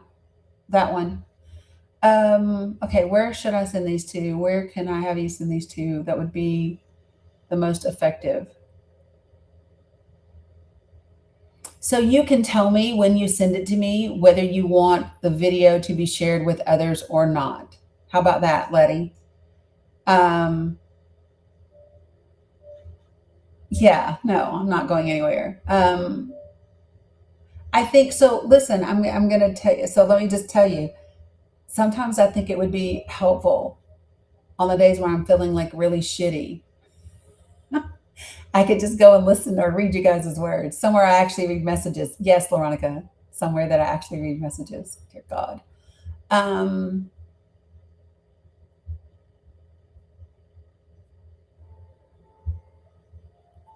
I would like for you to send them.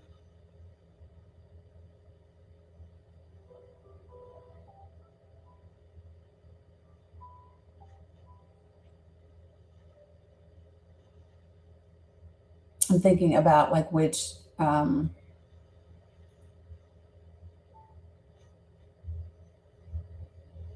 Discord, you'll have a problem. Discord, the only thing is that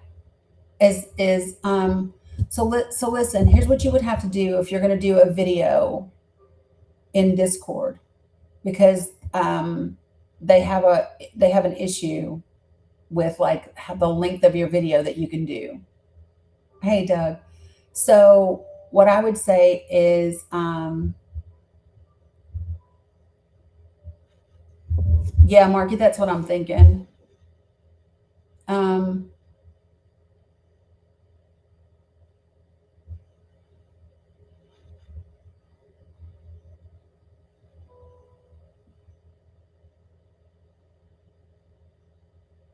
Give me 1 second. I'm thinking, y'all. Because I really want these. And so I don't want it to be somewhere crazy.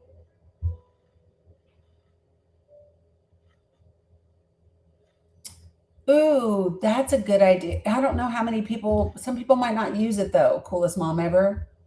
She said private Facebook group.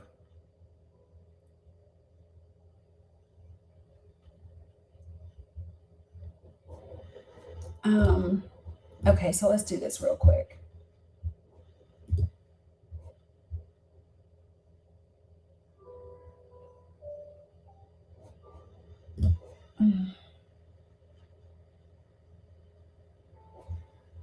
Yeah. Yeah, I mean, I still do. Some of us boycotted Facebook. I know. I don't, because I have like 35,000 followers on there, and my family is over there. So I keep it.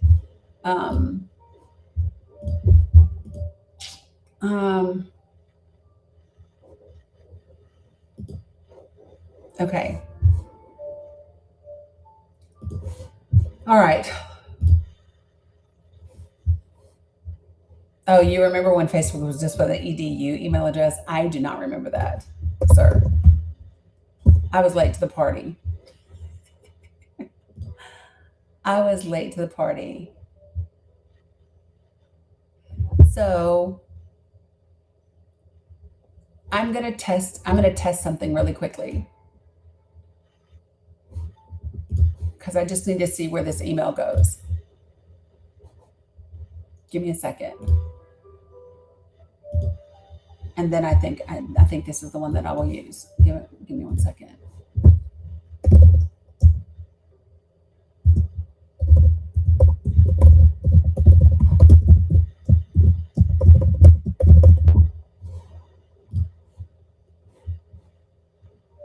Okay, so I sent it over there. Now let me check over here.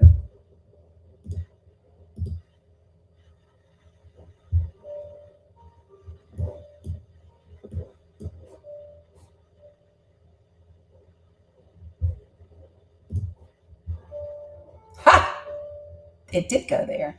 Okay, so now I can tell you where you can send it.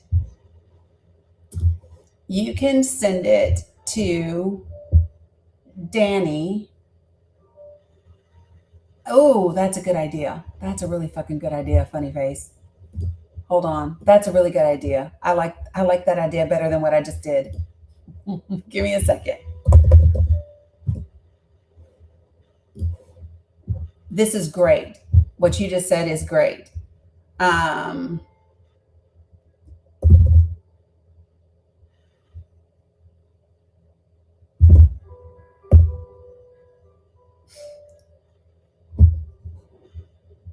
Okay, you can send it to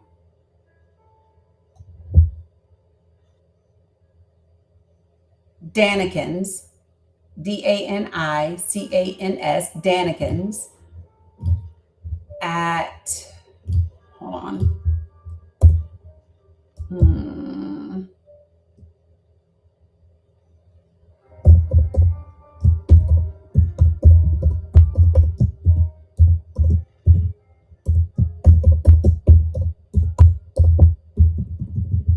Girl.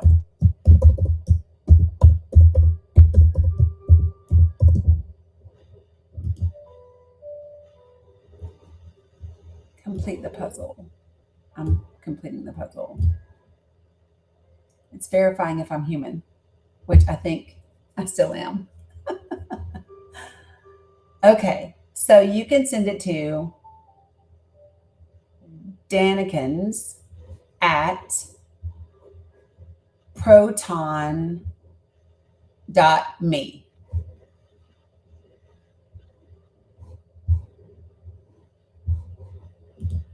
Okay, at proton.me. That's it, Jay Nice. Perfect. You got it.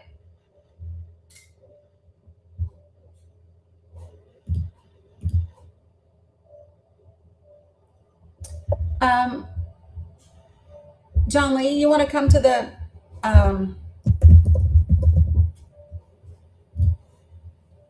yep, that's it, Titus. You want to come to the I know.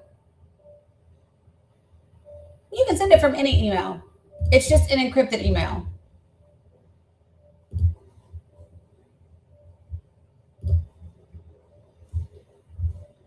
Oh, okay. Yeah, you send it from any.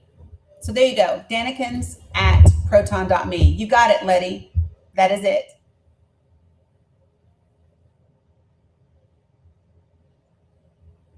Yep, you got it. Yeah, amazing. Appreciate you guys. So, John Lee, where'd you go? Because I would like to have the conversation with you.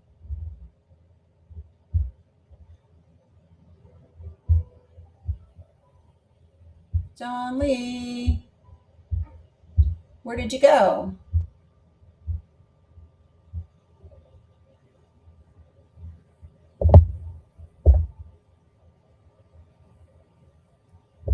Yes. So listen, when you send the email, if you do not want it shared publicly, just tell me. Or if there are parts of it that you want not shared, just tell me.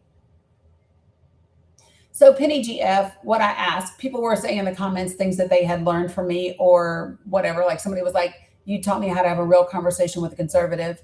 And I was like, oh, so this would be really cool. So like if there's something about this space being in my live streams that you've learned or that have benefited you in some way, shape, or form, drop a few lines. And you can either write it in an email, you can record a video, it's whatever you want to do. And if there are parts of it that you don't want me to share or ever post, then I won't. You know, I don't know what I would use it for at this point, other than it would just be nice to read, especially on the days where I'm feeling really shitty. Except for the days when I'm feeling really shitty, because those days do happen, right? Appreciate it, Red Hot. So yeah. Yeah, so that's what this is. So listen, so let me just, I'm going to, yeah, you're signing my yearbook. Yeah, you're signing my yearbook. People that I like, I want to get one from everybody. It would be amazing to get some from some of the MAGA or former Trump folks. That'd be amazing to get too, right? But anyway, okay, so I didn't cover everything that I wanted to cover. Sure, Titus, sure. We could talk more about primaries and midterms tomorrow. I am cracking up at the AI summary. Sharing a new secure email for feedback. Send your thoughts to. And it misspelled Danikins. Bless its heart. This is why I don't love AI. Or one of the reasons why I don't love AI. But yeah. Cool beans. Oh, look.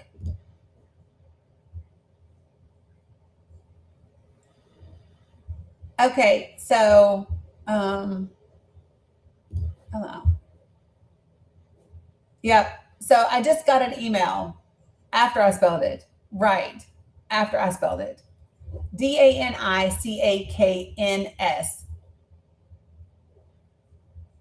And by the way, Kim, I love your like signature at the bottom. Her signature at the bottom says, "Hey, remember that guy who almost made it but gave up? Neither does anyone else." That's pretty awesome. I love that. I don't know if there was supposed to be an attachment, my love, but there wasn't. Oh, good Lord, red hot. Okay, girl. Okay, girl.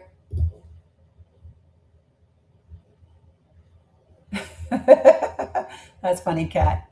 All right, so listen. So here's what we're gonna do. This is the plan. All right. My plan is to be live to. Yep, that I know. Yep. So the plan is for me to be alive, be alive. Oh my God, yes, that is the plan. But for me to also be live tomorrow. What the fuck? The plan is for me to be live tomorrow at the normal time in the morning, right? I might be tired, y'all. To do our normal live. As long as Mila's good and I don't end up having to take her to the ER or the pediatrician. So that's the plan. If she is sick and I have to take her to the pediatrician or to the ER, then I won't be live in the morning and I'll be live at some point, some other time. Okay. Yeah, I'm just saying, Zen. Other than that, am I still going to start at 9 a.m.? Yes. And Sandy, no, she's not. And so this is my thing. She slept. No, I didn't. DANICACANS, Danikins. So that's my thing. So Sandy, this is the reason because I actually called the pediatrician back today, because she slept so much today, so much. And then I verbally said, "Okay, girl, that's because I was remembering what the fuck AI typed." It's DANICANS. Yeah, I know, Titus. But then she was like, "Tutu, my legs hurt." And I was like, "Hurt like what?" And she was like, "They just hurt." So she has like the leg aches, which lets me know she was dehydrated. So I was like, "Oh my God, I need to push the fluid some more," and all of that. So yeah, it's been a day. Yeah, AI spelled it DANNEKINS or something crazy. So, but so that's the plan. Yeah, remember Danny Cans. Y'all named yourselves, damn it. This was y'all's name. This is the Danikins. Um, oh well, Cheryl, I hope that everything is good over there. Like for real. Yeah, I'm just saying, Penny, y'all picked up the damn name, Danikins. All right. Um, love y'all, mean it. I will see you all tomorrow. Um, yes, read your merch if you have it. It says Danikins. Yes. And I will see you all tomorrow. All right. Peace out, people. See you later.